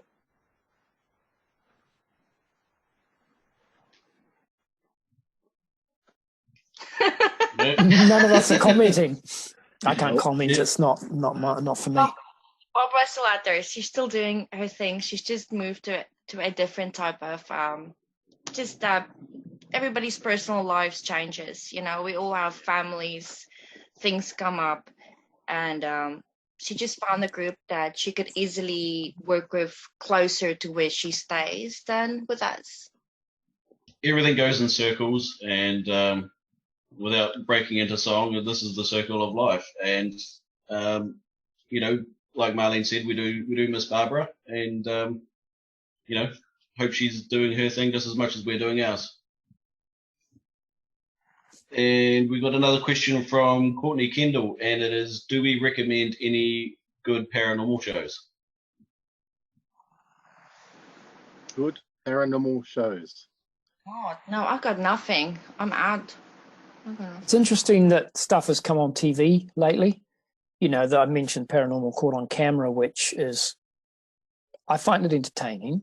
And there was Paranormal Survivor, which was that Canadian show, was on recently on, I think it was on Choice TV. So actually on television rather than the internet I'm talking about. And I thought that was a good show where they reenacted people's experiences and they interviewed the actual people, and then you saw the actors who were being the people reenacting the experience. I found those really interesting. And there was a TV show, like on actual broadcast television as opposed to the internet. Yeah. I've stopped watching internet-based paranormal investigation shows about 10 years ago. Oh, I know. It's so frustrating. I used to watch them, but I got sick of them a decade ago, you know? Yeah, I mean, I've seen Paranormal Survivor, the one you're describing, and I quite enjoyed it for what it was. It's not an educational show by any means. It's story driven, and that way they can use lots of makeup and special effects for the experiences that people had were talking about. So I thought that was kind of cool. But as in terms of paranormal investigator shows, I quite enjoyed Hellier. That was one of my favourites of late. It's a decent one to watch. What's it called, Sam? Hellier. So it's onto its second season now, and it starts off with a group over in the US, and they receive an email, and it sends them on this wild goose chase of trying to track down where these emails are coming from, and then about the alleged alien life that lives underground and things like this. So they do some really interesting things, and their level of research and investigation that goes into tracking down and following leads is actually it's really interesting. So it's worth watching. Cool. And we have another question. How do we get into our line of work? Well, it's not really work necessarily. We don't get paid for it, and it's a hobby and a lot of work, Sam. It's hard work. A lot of work goes into it, but it's if it's not a hobby, work, you're not doing it right. It's not paid employment, put it that way. No. Oh, hang on, mate. Are you guys getting paid? Yeah. Oh. The government pays us. Oh, okay. Yeah. Oh, huge. Well, I'll be asking Auntie Cindy for some back pay then. Forgive me if I might speak for us, but we all got into this line of work because we all had a personal experience that was so overwhelming, or we were just so intrigued by it that we couldn't let it go. And we just wanted to know more, and we keep asking questions because we truly believe that what we experienced, saw, felt was legit. And to such a point that we wanted to get into this industry, not only to educate ourselves, but maybe, just maybe we could help other people by gaining knowledge of something nobody knows anything about, really. Yeah, I agree. One word or two words. One word is curiosity. The other word is nosiness. I think those words are kind of akin to each other. But curiosity, just... I wanted to help people. To help people. I mean, if you can leave somebody's house and just make them feel a bit more settled, knowing that those noises you heard or what you're experiencing, if you can give them valid alternative reasons to what's actually going on, instead of their mind just jumping to it being paranormal, just settling a family for a bit. I feel good personally doing that. Yeah. There's two kinds of paranormal investigation, right? There's the ones where you have a client, where you go to a person who's got some concerns about where they live or where they work. And those ones you have to tread very carefully. And I know that in the past, we've made some mistakes in those situations and actually made things worse for people. And you have to learn how to not make those mistakes. And that takes a bit of experience. And the other kind of paranormal investigation is where you've got like an old hospital or something and you can just go and pretty much do what they do on television. And it really doesn't matter if you find a ghost or not. You're just doing it for your own edification. And nobody is really affected by the outcome, if you know what I mean. But Yeah, where you've got a... by far is very tricky and personal. Yeah. And it can get messy. Yeah, I agree. And I would say that the whole thing of, going to someone's house and kind of talking to them, listening to them, interviewing them, finding out what's going on, it's very easy to put your foot wrong and actually make things worse for that person. That happens. And, don't get me started on psychic mediums and that, but sometimes people go into a house and say, oh yeah, you've got, 2 entities in this house that actually want you out of there, without looking to see if it's something to do with the plumbing or whatever. That can be really, really harmful and dangerous. And it happens a lot, and I hear of it a lot, and people really should not do that. Exactly, and that's why we as a team, Haunted Auckland, when you contact us and it's a home visit, we do send out a questionnaire. And a lot of people find this questionnaire to be almost insulting or degrading because of the kind of questions we asked, whether they believe in their mind, oh, you don't believe me, or how dare you ask this or that. We're doing this really to help you. We have to eliminate certain factors before we go into a home. So many times when we send out this questionnaire, a lot of people, they don't send it back. They don't fill it out. They back out. Why exactly? I don't know. But we have to put that in place. We have to implement that for their sake and for our sake. And it's actually kind of sad because we would like to go out to every house school. But from experience, we know we can't just do that. Most of the investigations that Strange Occurrences have done in the last probably 5 years have been private house investigations. We don't actually get to go into big old empty buildings very much these days for various reasons, mainly the earthquake risks, or people won't let you in them because of safety reasons. So we've done a lot of house investigations, and quite often it's just me and Denise doing it, or I'll take one of the other team members along, and it's just like you go and listen to the person. Just ask them what happened, get them to show you where it happened. And a lot of the time people just want someone to talk to about it. And if you can reassure them that they're not in any danger, that's, and it's harmless, and or it's probably this, or it's probably that physical, natural reason that you might be experiencing this, I think that can help. But I don't know, it's a tough one, and you've got to tread so carefully. And it's taken us a while to learn how to do that, and we have made a few mistakes, and we have made things worse in some situations. So we've had to be careful to sort of not do that. And that's where you get, if you don't know what you're doing and you blunder in, you can actually make things bad for people. Yes. Agree. Yeah. Okay, we've got a comment from Shayla Wallace. She says, this is very interesting. What would you say each individually your greatest paranormal experience is? Individually. Who's going first? Marlene? Go, Marlene. Well, you're at the top of the screen. I've had 2. One was in a hotel in KwaZulu-Natal, South Africa. And my second one was here in New Zealand.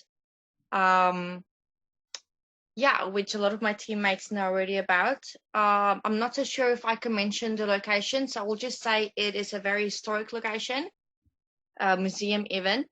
And I was made, Mark, to do a overnight solo in their place, stay overnight, Yeah. not leave, and just see how my mind copes with it, have my equipment there, see what happens. And by far, New Zealand is a great country. The people here are so nice, and everywhere we go, it's not nearly as bad or haunted as anywhere else I've been. But this place in particular, this historic museum overnight stay, shocked me to my core. It really did. It made an impression on me. Really got into my head. So yeah, I can't say the location, but I saw things. I saw a curious day. I heard it. I tried to record it, capture it, but yeah, failed in that attempt. Next. Mark, hold up my book again, will you? Have you got it there? In Not the all prologue, about you, James. It's not all about you. In the prologue of that book is my scariest experience, and I'm not even going to talk about it. Buy the book, read the prologue, or I think you can still read it for free on the internet. I have to say, this book, this dude, where is he? Where's James in this picture? Up here. No, he's I'm on my screen. I'm above you. Okay. No way? No, straight up. Well, I don't know. I'm on here somewhere. So this guy, this book here was what influenced me, inspired me to write my first book, which was Voices in the Walls. Okay. I read this book and I thought, that's awesome. That's fantastic. And it took me quite a few years later to think, shit, we've got so many case files that we've written down, investigation reports, that we should really do something about it. And this book here was what sort of inspired me to do that. So there are a lot of similarities actually in my books that are, that you can all influenced by this one. So I do recommend this book, Spooked by Joe Davey and James Gilberd. It's out of print. I personally think there's Trade Me. I've seen it. Yeah, I think there's a few thousand copies sitting in a website in a warehouse somewhere in Auckland in an industrial area, but I can't get my hands on them. Yeah. So maybe you should give out a few free copies tonight, then. Well, I haven't got any left. Oh. I can't get them. But as I said, there's a few thousand in a warehouse somewhere, I know. We'll track them down. Yep. We'll track them down. So it's a really good book, and it influenced me to write my books. And so it was a thrill to sort of go out with James when we investigated the Waitomo Caves Hotel, and all that many eons ago. And I've investigated with James quite a bit since through the years. So good on you, James. Thanks, mate. But anyway, for me, scariest experiences, what was it? I don't think I've ever had any scary experiences. For me, to have an experience is always a thrill. I really love it. I love that. I don't feel fear. I feel sort of. Come on, Mark. I feel excitement. It's more excitement. I feel excitement.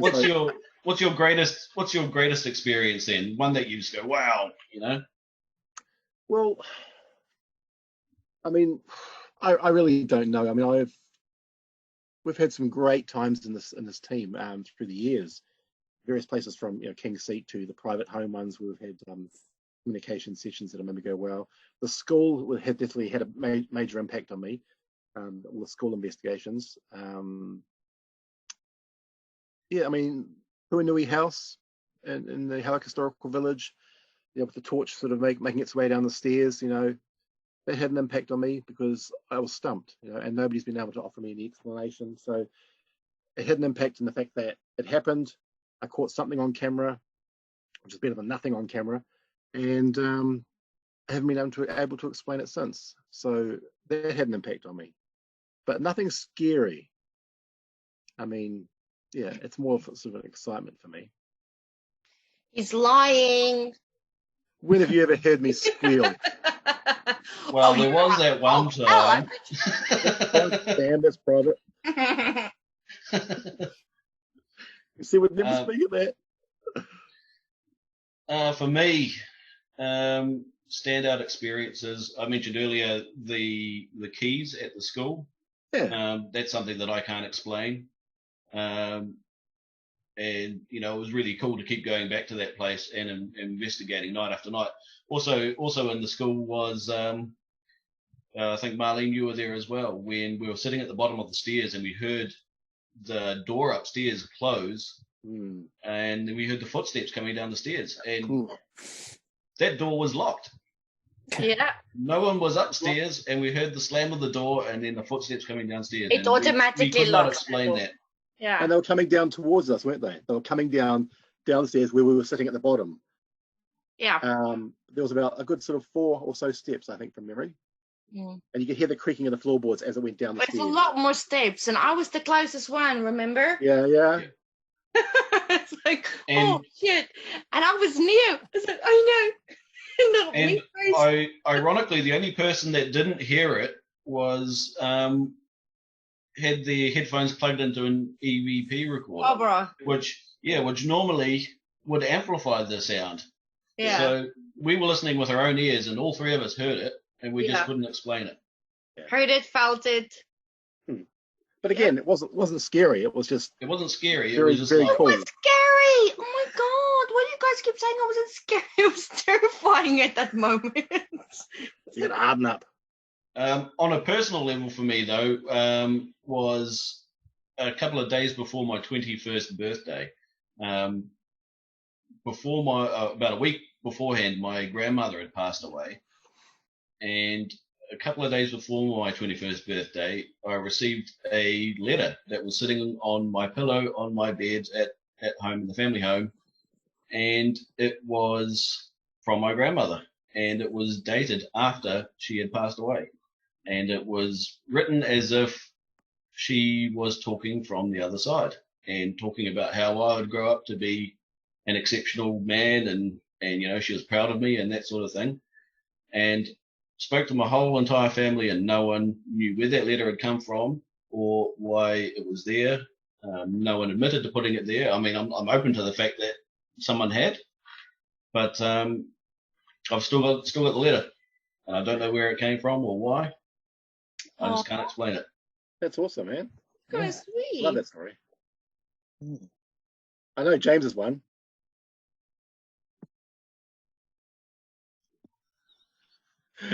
James. Your creepy story, James. Now. Yeah, you have to read it in the book. Okay, I'm sick of talking about it. it's a good one. I've said it that many times. It's better if you just read it. He did actually talk about it in our private paranormal episode we did a while back. Yeah. He mentioned it there, and it's a great Just story. read it. I like it. It's really good. It's always nice when a skeptically minded person has an experience like that. Okay. And when I did have it, you know, I'd never heard of. We're talking about like 1998, 99, that sort of New Year period, I think it was. And I'd never heard of paranormal investigation, right? I didn't know that there was such a thing as paranormal investigation at that time. And had there been some group in New Zealand that we could have talked to, we would have found them and talked to them. When neither Denise, who shared the experience, or myself are religious, had we been church-going people, we probably would have gone and consulted with a minister or priest or something like that, you know. We didn't know who to talk to. And there wasn't any paranormal group in New Zealand. There was the internet, but there wasn't much on the internet in those days. And, you know, there was sort of no one to go to about it. And that kind of sat in the back of the mind. And about 10 or so years later, you know, we started the group. You know, and that was sort of, that experience was at the part of that idea of starting the paranormal group. Here's a little message here from Victor. Hi. Who's a bit of a fan of ours. Sorry, what was it? Oh, sorry. So I'm gonna have to say goodbye now because I have Okay. to pee again. But my cat wants food, and so does the partner.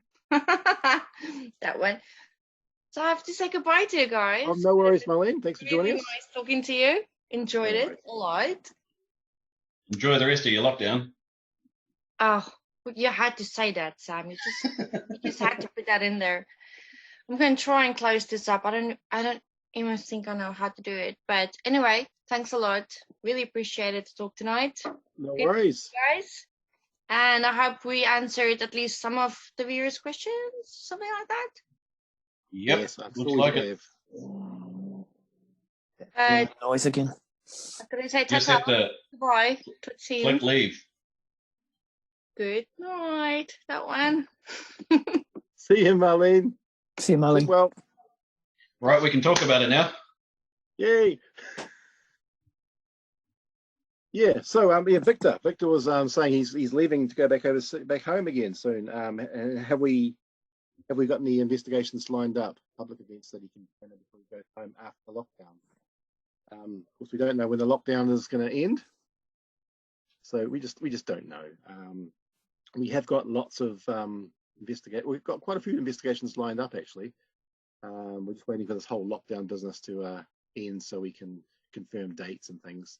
But we have got a few that we can do public events in, which is quite exciting. But again, it's all dependent on lockdown, so we don't know. But yeah, we have got things planned. So yeah. Any other questions there? No other questions there. Uh, We've got a hello from Belgium. It's a long way away. Love Belgium. Love that place. It's so cool. Anything you want to ask there, James? If I'm ever diagnosed with a terminal disease, I'm going to Belgium and I'm going to sample their cheese and their chocolate and their bakeries and go out that way, because it sounds like the best country to go to for that stuff. Yeah. Hey, James, one question I always ask everybody when I've been doing this whole sort of chat thing at the moment, and I always ask them the same question is, what would you consider your sort of go-to piece of equipment that you use in your kit that you take to every investigation that you use quite a bit, that you think is quite important? Well, okay. Useful? The other day when Denise and I went out just locally and did a very small investigation, I didn't take a bag of stuff with me. I just took what I could take in my pockets.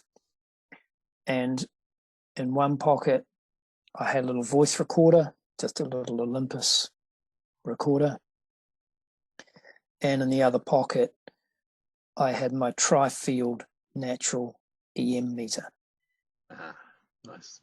So the tri-field natural EM meter, it doesn't really pick up on man-made electrical fields.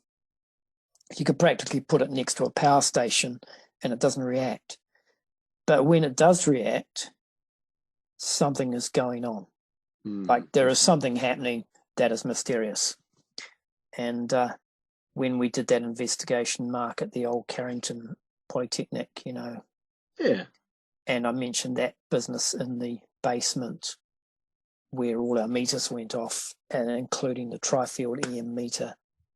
And that was, for about a minute and a half, they just went crazy and then suddenly stopped. That remains a mystery to me. When that thing reacts, it's not reacting to the power in the house or something like that. It's reacting to something else. I don't know what. Yeah. So those two things, I take a voice recorder and I take the natural EM meter. Yeah. It's good to know. Yeah, I like to hear from other investigators what they use and what they can recommend themselves, because I like to keep up to date with technology and what people are using. The voice recorders, a lot of it's just like commentating. Here we are at this location, so and so, a present date, time, and if it picks up anything in the sound, that's great. But it's a way of note taking through the investigation to save you writing a whole lot of stuff down. We just commentate it. We do time checks. Okay, it's 5:47 p.m. and we're going to start doing this EVP session. So it's both an EVP tool and a note taking tool.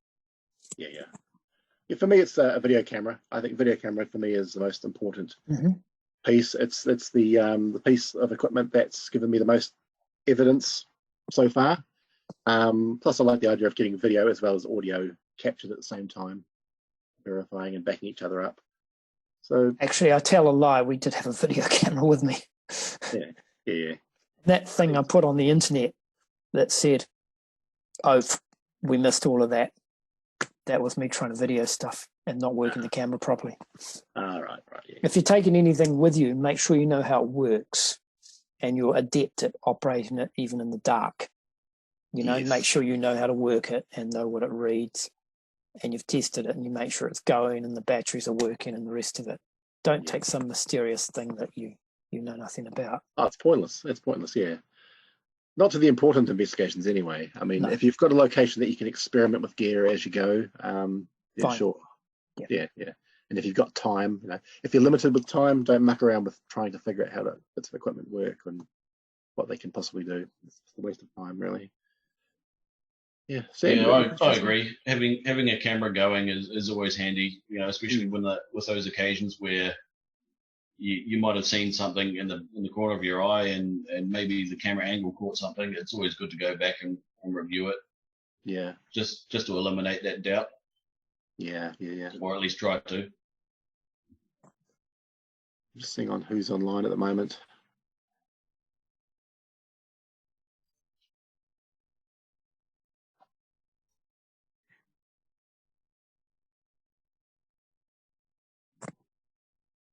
It's a bit quiet. So I've got a question for you both. Ooh, Bucket okay. list locations. Anywhere that you would like to go and investigate. If you could go anywhere. In New Zealand? Or anywhere in the world.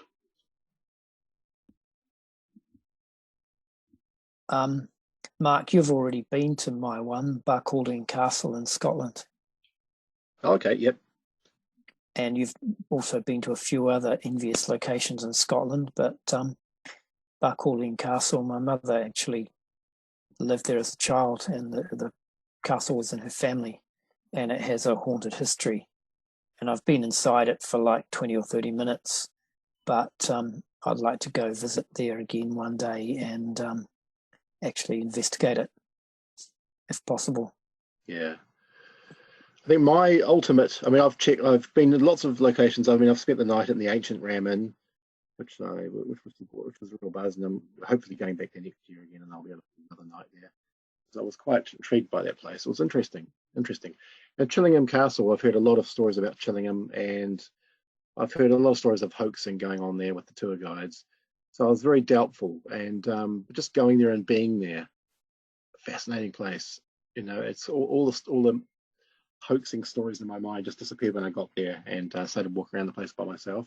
You can just feel the vibes. There is something going on there. So I'm hoping to go back there again next year and spend another night. But I think the very top of my list, which I don't know if I'll ever get there, is the Okigahara suicide forest in Japan. One of my big dreams for many years has been to just camp out, just spend a night in that suicide forest, just to experience it myself. I've heard a lot of stories about just, the whole dark theme of the place, and it's just a lot of sadness, very dark, and people wander into the forest and just commit suicide. Every morning the rangers go in there and find people hanging from trees and dead on the ground and that sort of thing. But it's just a forest, just an area that I've been intrigued about. I've heard that by going into the forest, you can be affected by all the dark entities that are there. You can actually be affected by all the negative energies that are there, and it can cause you to commit suicide.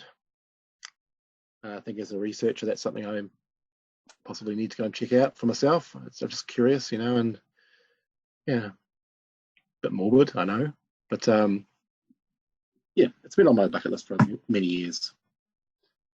I'm intrigued by it. We had a photographic exhibition. We had a photographic exhibition in the gallery that I run, where a photographer had been there and taken a very long panorama of a forest from the road, and it was a whole number of frames, and we just ran it right along the long wall of the gallery. So it was like really 10 meters of a panorama photo from the suicide forest. Yeah. Oh, brilliant! I'd like to see that. Well, you can't now. We had the exhibition a few years ago, and it's come and gone. And I can't tell you the name of the photographer off the top of my head, but she had been intrigued by the place as well and done this panorama photograph of the place. And that was the whole exhibition. That was really cool. It's a place I don't really know too much about, to be honest, but it's intrigued me, just the whole, I don't know, just the stories that come from it. What was that film of the parrot? Suicide Forest in Japan. Let me see, where was the There's a movie about that forest, and I'm hoping Denise will remember it. It was one with Nellie Dormer from Game of Thrones. I think it was. Yeah. Can't remember the name of it, but I think it was. It's not. It was Out of the Woods or something like that from memory. Hang on, I can find it. It's called The Forest. Yep, that'll make sense. Yep. The one I'm thinking of had Japanese characters in it. They were Japanese actors. It was actually a Japanese film, and I don't recall it. But yeah, there's probably a few films about it. Yeah. Pardon me. But yeah, that's my one anyway. Cool. Any other questions there, Sam, on your list? I think we've asked most of the ones that I was going to You're a ask. bit tired there, James. You're a bit tired. I've got another interview to do after this. I'm going to do another chat session with a team over in the UK. Oh, good luck with that. I might have to have another beer or something. Try and pick myself up. We used to stay up all night, I'm not used to it anymore. Yeah. Okay, a bit of a curly question for you. Do you think we're any closer to finding out what a ghost actually is? And if we are, do you think, is it something that you want to find out, or would you rather the spiritual realm be somewhat of a mystery? Good question.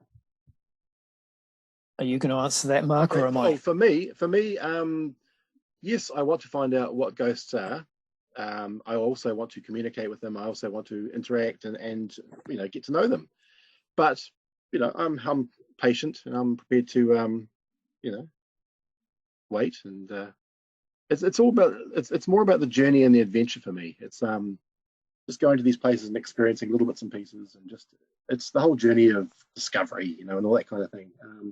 I just love it. And I think eventually, yes, I think we will find the answers. Do they exist? I mean, do they exist? I say yes. I say yes, ghosts do exist, but I just don't know what they are. I have no idea what they are. So for me, the question of do ghosts exist has already been answered for me personally. Yes, they do exist. I doubt that because people have been experiencing them for thousands and thousands of years, and I've personally experienced things that people have reported, the same things that people have reported to me. So I know that they're not all just making it up. And so yeah, I do believe ghosts exist. What they are, that's the next step of the journey for me, finding out about them and trying to interact. I agree with you there, Mark. I don't think that ghosts exist in the way that you can measure them in a normal method of scientific method. Yeah. Not yet, maybe in the future. Yeah. The thing is that I don't think paranormal investigation as a pastime has got us any closer to any of it. I just don't think there has been any progress made by paranormal investigators. But I think that science will eventually explain people's experience of ghosts. Yeah, I agree. People experience ghosts. It happens. It is a real experience. Scientists don't want to look for ghosts because they think it's stupid and it's just a load of nonsense, but I will think they will find it anyway. And I think that the explanation for people's various kinds of ghost experiences will come from science as a kind of sideline. Not that they're going to be directly looking for explaining people's ghost experiences. I think they will find it in their kind of greater understanding of how the cosmos works, how nature functions. The more that you read about consciousness, the more you realize we don't even have the foggiest idea what consciousness is or where it comes from. You know what I mean? And I've got my own theories, but I'm not going to expound them here because it would be here till about 5 o'clock in the morning, and I don't have the scientific knowledge to expand or give those theories any substance. But I've got my theories, and I think I know where the answers are going to come from. And I'm not sure if I'll find them in my lifetime, but over the next generation or two, I think maybe the answers will come. But the journey's fun, though, isn't it? The journey is fascinating, and It is. it's kept me engaged. You know, as you know, I have a kind of scientifically inquiring mind, even though I'm not a scientist. And, you know, you read a lot of books. I read a lot of books, and I read quite widely. And I don't have the intellect to pull the stuff together. You know, I try, but I think it involves pulling stuff together from a lot of different disciplines to reach some kind of holistic understanding. Yeah, and I do think there's something of a personal journey as well, because, I mean, again, you read lots of books, but are you reading the right books? And who's to say that those books are the right books to read? Who's to say that that article is the right article to follow? You know, there are a lot of articles, a lot of people researching, but who's to say who is right and who is wrong? So it all depends. It's a personal journey. You got to choose which path you want to go. I mean, I read books from all different ilks and all different types of personality and every different type of researcher. You know, from the some more, what I'd call them sort of more, the more sort of new agey ilk, to the more scientific ilk, and then you've got the more skeptical side to the more hands-on investigators that actually go out in the field and they're actually out there doing it. So those are the people that I tend to listen to more, the people that are actually out in the field doing the research and actually experiencing for themselves firsthand. Those are the people that appeal to me the most personally. Not some I agree with you, but in a lab. the thing is that paranormal investigation hasn't advanced beyond evidence gathering yet. No. You know, there's people are gathering evidence. People are finding footprints of various cryptids, and people are recording experiences and interviewing people who have experienced things and building evidence. And there are all these accounts, but the science hasn't been done. And the paranormal investigators are not doing the science. And the scientists are not doing the paranormal investigation. You know, those two things are poles apart, and those people are not even speaking the same language or are not even interested in each other. Yeah. And until there's some sort of crosstalk between actual hard science and evidence gathered by paranormal investigation, there isn't going to be any real results. And I think we're a long way off that happening yet. And I find that the paranormal researchers themselves have kind of broken off into their own little camps, where you'll get the ITC people who are following the whole ghost box, Frank's box, Ovulus, and that kind of communication through digital gadgets. Mm-hmm. That to them is scientific research, and they go with that, and they won't be swayed. They're on that journey, and that's going off into that little branch. I still think they're just evidence gathering, and that is sort of stage one. Yeah, there's no actual. There's no theory. From what they're doing, they will follow their little track, and they'll do their own little tangent. And from that, they may gather bits of important evidence which may corroborate with things that the other ilk are doing. The people that are more sort of field investigators that are going out using other sorts of gadgets and using more their senses, and the more thinking, I guess, the more thinking side of paranormal research. And they will pick up bits of evidence that they can corroborate, hopefully, with some of what the other side are doing. There's no you get theory. The medium types as well that might actually be doing their research, which is medium based, and they will have their own little bits of evidence which may or may not be able to. But there's no theoretical thinking going on. There's no designing of experiments and testing of theories and advancing theories. There are no theories of the paranormal. Do you know what I mean? We haven't got to the theory making stage yet. Well, there is testing. There is testing. The experimentation, though, as I say, it's been done in those different blocks of those groups. You've got people that are doing testing with spirit boxes and testing with ghost boxes and that kind of thing. That there is their experimentation there. And whether it's doing anything that I see as valid doesn't matter to them, but to them it's valid. But I think eventually all these things will come together, and you'll get this one in the middle, this bit in the middle that'll be the solid evidence.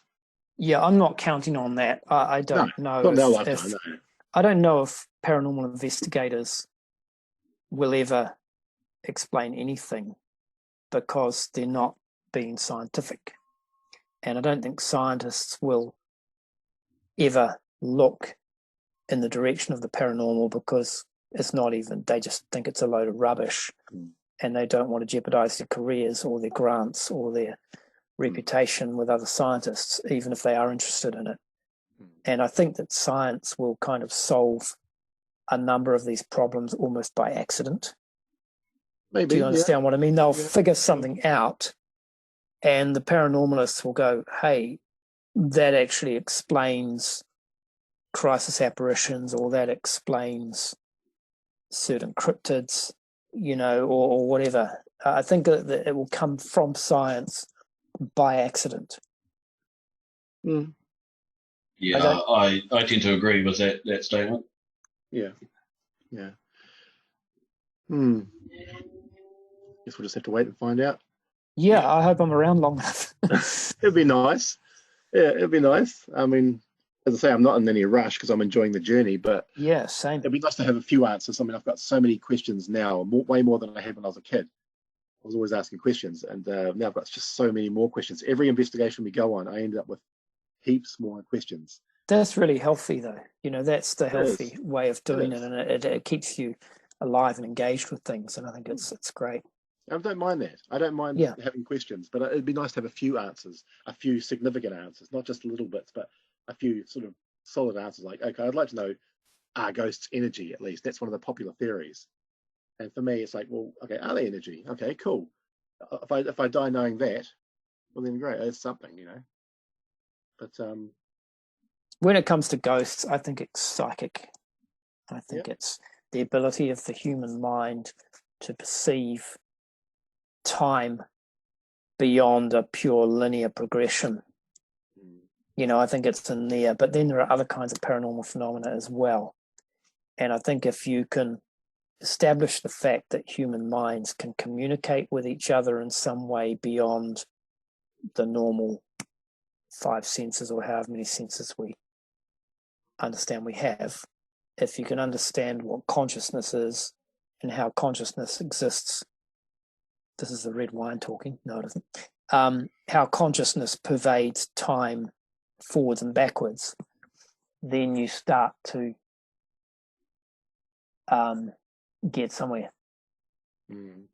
But these are big, complex questions, and as soon as you start reading about this stuff, it's like your head spins around several times and you end up with a sore neck. Yeah. We've been asked about what was the scariest EVP we've ever got. Thank you, Nicole. Scariest EVP? Again, I don't know, I wouldn't call them scary. I call them just interesting and intriguing and fascinating. But Sam, you think we've got a page on our website. If you go to our website, the hauntedauckland.com, go to our website, and there's a whole section that's in the side panel there called EVP recordings. Some of the better ones. Yeah, I mean, I wasn't with the group at the time, but the one that springs to mind that I found quite interesting was the Jonathan Lockley. Well, I mean, I guess it wasn't an EVP. It was more of it was an audio recording in itself, but it was a series of knocks that were in answer to questions that you're asking, and it actually spelled out the name of Jonathan Lockley that allegedly was the spirit that you were talking to. That was interesting. It took over an hour and a half of sitting there asking questions. That's where I saw the spirit, what I would consider shadow children. They were the very short sort of shadows, and they were moving down hallways and things like this. And we all sort of saw those in the room, where the father of the house had actually made claims of seeing a short childlike shadow in the house. So we did actually see those ourselves. But yeah, we were apparently communicating with a young 10-year-old boy called Jonathan Lockley. And that was an interesting one because we were getting knocks in the room, but they weren't coming from anywhere. I was standing in the middle of the room with a camera, trained on all the other investigators that were in the room. They were all on a bed, sitting on the bed, and I was standing in the middle of the room, aiming a camera at them, watching them through the infrared, making sure that nobody was tapping or doing any sort of movement. And I was seeing shadows beside me, and the tapping that we were getting, it wasn't coming from anywhere in particular in the room. It was coming from sometimes right in front of me. I could hear it clear as day, right in front of my head, right in front of my face. Sometimes it would be down low, sometimes it would be to the side, sometimes it would be above, behind. It was just this faint tapping noise. That was this tap tap. And it was quite intriguing. We were all quite surprised, and we were trying to figure it out. we went through the whole alphabet to try and get all these letters to make up his name and his age and all that. And I couldn't figure it out. I was quite sure that somebody was tapping, but it was almost as if somebody was in another room. They could hear all our questions and they were making taps. But there was nobody in the house. The family actually went away for the night and left us in their house for the whole night. And yeah, that was intriguing. It was quite interesting because there was nobody in the room making that tapping because it was coming from all around us. We couldn't pinpoint it. Well, you've done better than we have. I think one time when we were at the Waitomo Hotel, and Patrick from our team and Barbara were there, and they got a pretty good kind of demonic growl down the cat alley somewhere. That was kind of intriguing. We never figured out what that was, but we did another investigation in the Wellington Museum, which used to be called the City and Sea Museum. It's a kind of nautical museum of Wellington. It's a wonderful place. We've done 5 or 6 investigations there in the past.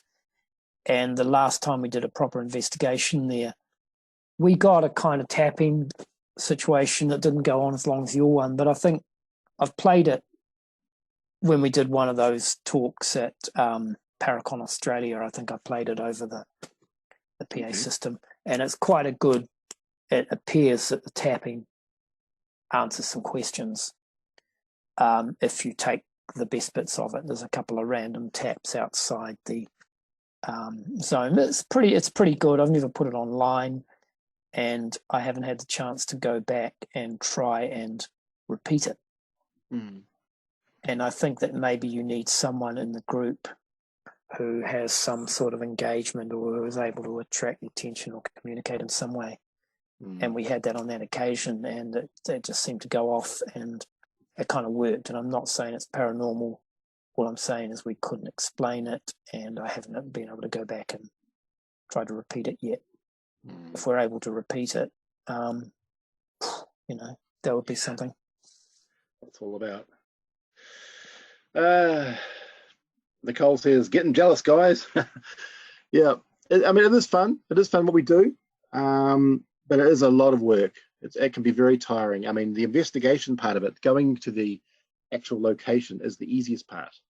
Just going to the location, spending the hours sitting around, with your gadgets going and your cameras rolling and all that. That's actually the easiest part. The hardest part is afterwards, post-investigation, when you're having to sit at home and reviewing all the footage. You've got hours and hours of videotape, of video footage, of audio recording, of photographs. Of mostly nothing. Of mostly nothing. Yeah. And you've got to think about it. A lot of people think it's quite easy and that it's just the investigation ends when you close the door of that location, but it doesn't. It lasts for weeks after that, sometimes months, and sometimes you've got to go back many times after that to try and further that investigation. But if you can imagine, say, for example, you've got a big building and you may have 12 cameras all lined up. You might have an 8-video DVR system, plus you may have a few cameras on tripods scattered around the place. You've got to watch those all back in real time. And that takes days and days, weeks even. You've got to watch them all back, every single screen. There is footage that I've got whenever I'm sleeping in a location. I always aim a camera at myself sleeping. So I've watched myself sleeping for many, many hours. And I know I snore. I was going to say, as well. Yeah, that will verify that for you, Mark. Yeah, that's right. I know I snore. But, it's something, it's what you've got to do. That's part of the work. You've got to film as much as you can. You've got to take as many photographs as you can. You've got to record as much audio and everything else and record as much data. Get your data gathering gadgets going as well. So you've got to review all that, and you've got to go through it all and try and make sense of it all. And it takes a long time. And that's where a lot of teams fall down. You lose a lot of team members because they come into this field thinking that it's going to be just like Ghost Adventures, where you're running around buildings, getting frightened and yelling and screaming and then filming ghosts, and it's all wonderful. But it's nothing like that. And it can be just hours. It can be full nights of just sitting in a dark corridor or sitting in a dark, damp, cold building, just waiting for something to happen. And you'll have your cameras rolling and you'll have everything, gathering data as you go. But that's pretty much it until something happens. Until you hear a bang or a noise or a click or something that you can go and investigate. It's just pretty much waiting for something to happen. So yeah, it's often quite uncomfortable too. The last investigation we did in a decent sized building in Patia, which is north of Wanganui, freak, it was cold. You know, you could see the snow on Taranaki, yeah. and the cold wind was blowing from the snow down the main street of Patia, and this building was really, really cold. And we had to like be up at 3 o'clock in the morning because that's when stuff had happened. And I remember the cold. You know, we didn't get anything, but it was really interesting looking for it. But you know, the hardest thing I've found about the investigations is actually trying to get them in the first place. Like, actually, I've found that getting harder and harder. And I finally managed to line up a few things, and then the COVID-19 thing hit, and we had to abandon all of it. You know, Same. like actually ducks were forming into rows. I thought, this is great. We've got this coming, then this, then this. Well, we've still got one we can do out of all that, but I think the other two, been and gone. You know, we've lost the opportunity. But I was just getting the ducks in a row, and then okay, I know. Damn. So many teams have said that. I've been keeping in touch with a lot of teams from around the world, and they've all said the same things. They've got, you know, they're actually losing investigations because what happens is they'll have something lined up, they lose contact with the owners of the location owners, and of course then the location owners change their mind. You know, people have changed their minds and changed their hearts, and they just find out afterwards, oh no, I don't think I'll go ahead and let you guys in now. And so it's quite frustrating, you know. I mean, we've got quite a few lined up. I've got a good 6 investigations lined up, and I'm just waiting for this whole lockdown thing to end so I can confirm dates. Well, who knows? The future of investigating might involve rubber gloves and face masks. Yeah, or just And remote wiping down vehicles. surfaces after we've been there. Or just robots, getting little robots to go in for us, you know, and little remote controlled camera cars and things. I don't know. Thank All you, right, Nicole, guys. for I your might have to comments. make like Marlene and sign off. Unfortunately, I'm Yeah. taking over the bedroom. So I'm getting quite tired. I'm getting told I'm tired. So Okay. All right, guys, we're going to sign off now. Hey, thank you so much to everybody that's stuck with us for this the duration of this. This has been awesome, and thanks for your questions. Thank you, James, for joining in with us tonight. It's been really good fun. It's been great seeing you again, mate. And once this lockdown's over, I'll be coming down and seeing you again anyway. So we're hanging out and have a beer and have an investigation or something. Yeah, it'd be good if we can set something up in Wellington that you Always. can come and do, if Yeah. anyone will let us into anything. Yeah, we'll sort something out. Yeah. Yeah, so thank you, everybody. Thank you, Sam. Thank you, Marlene. thank you, Mark and James.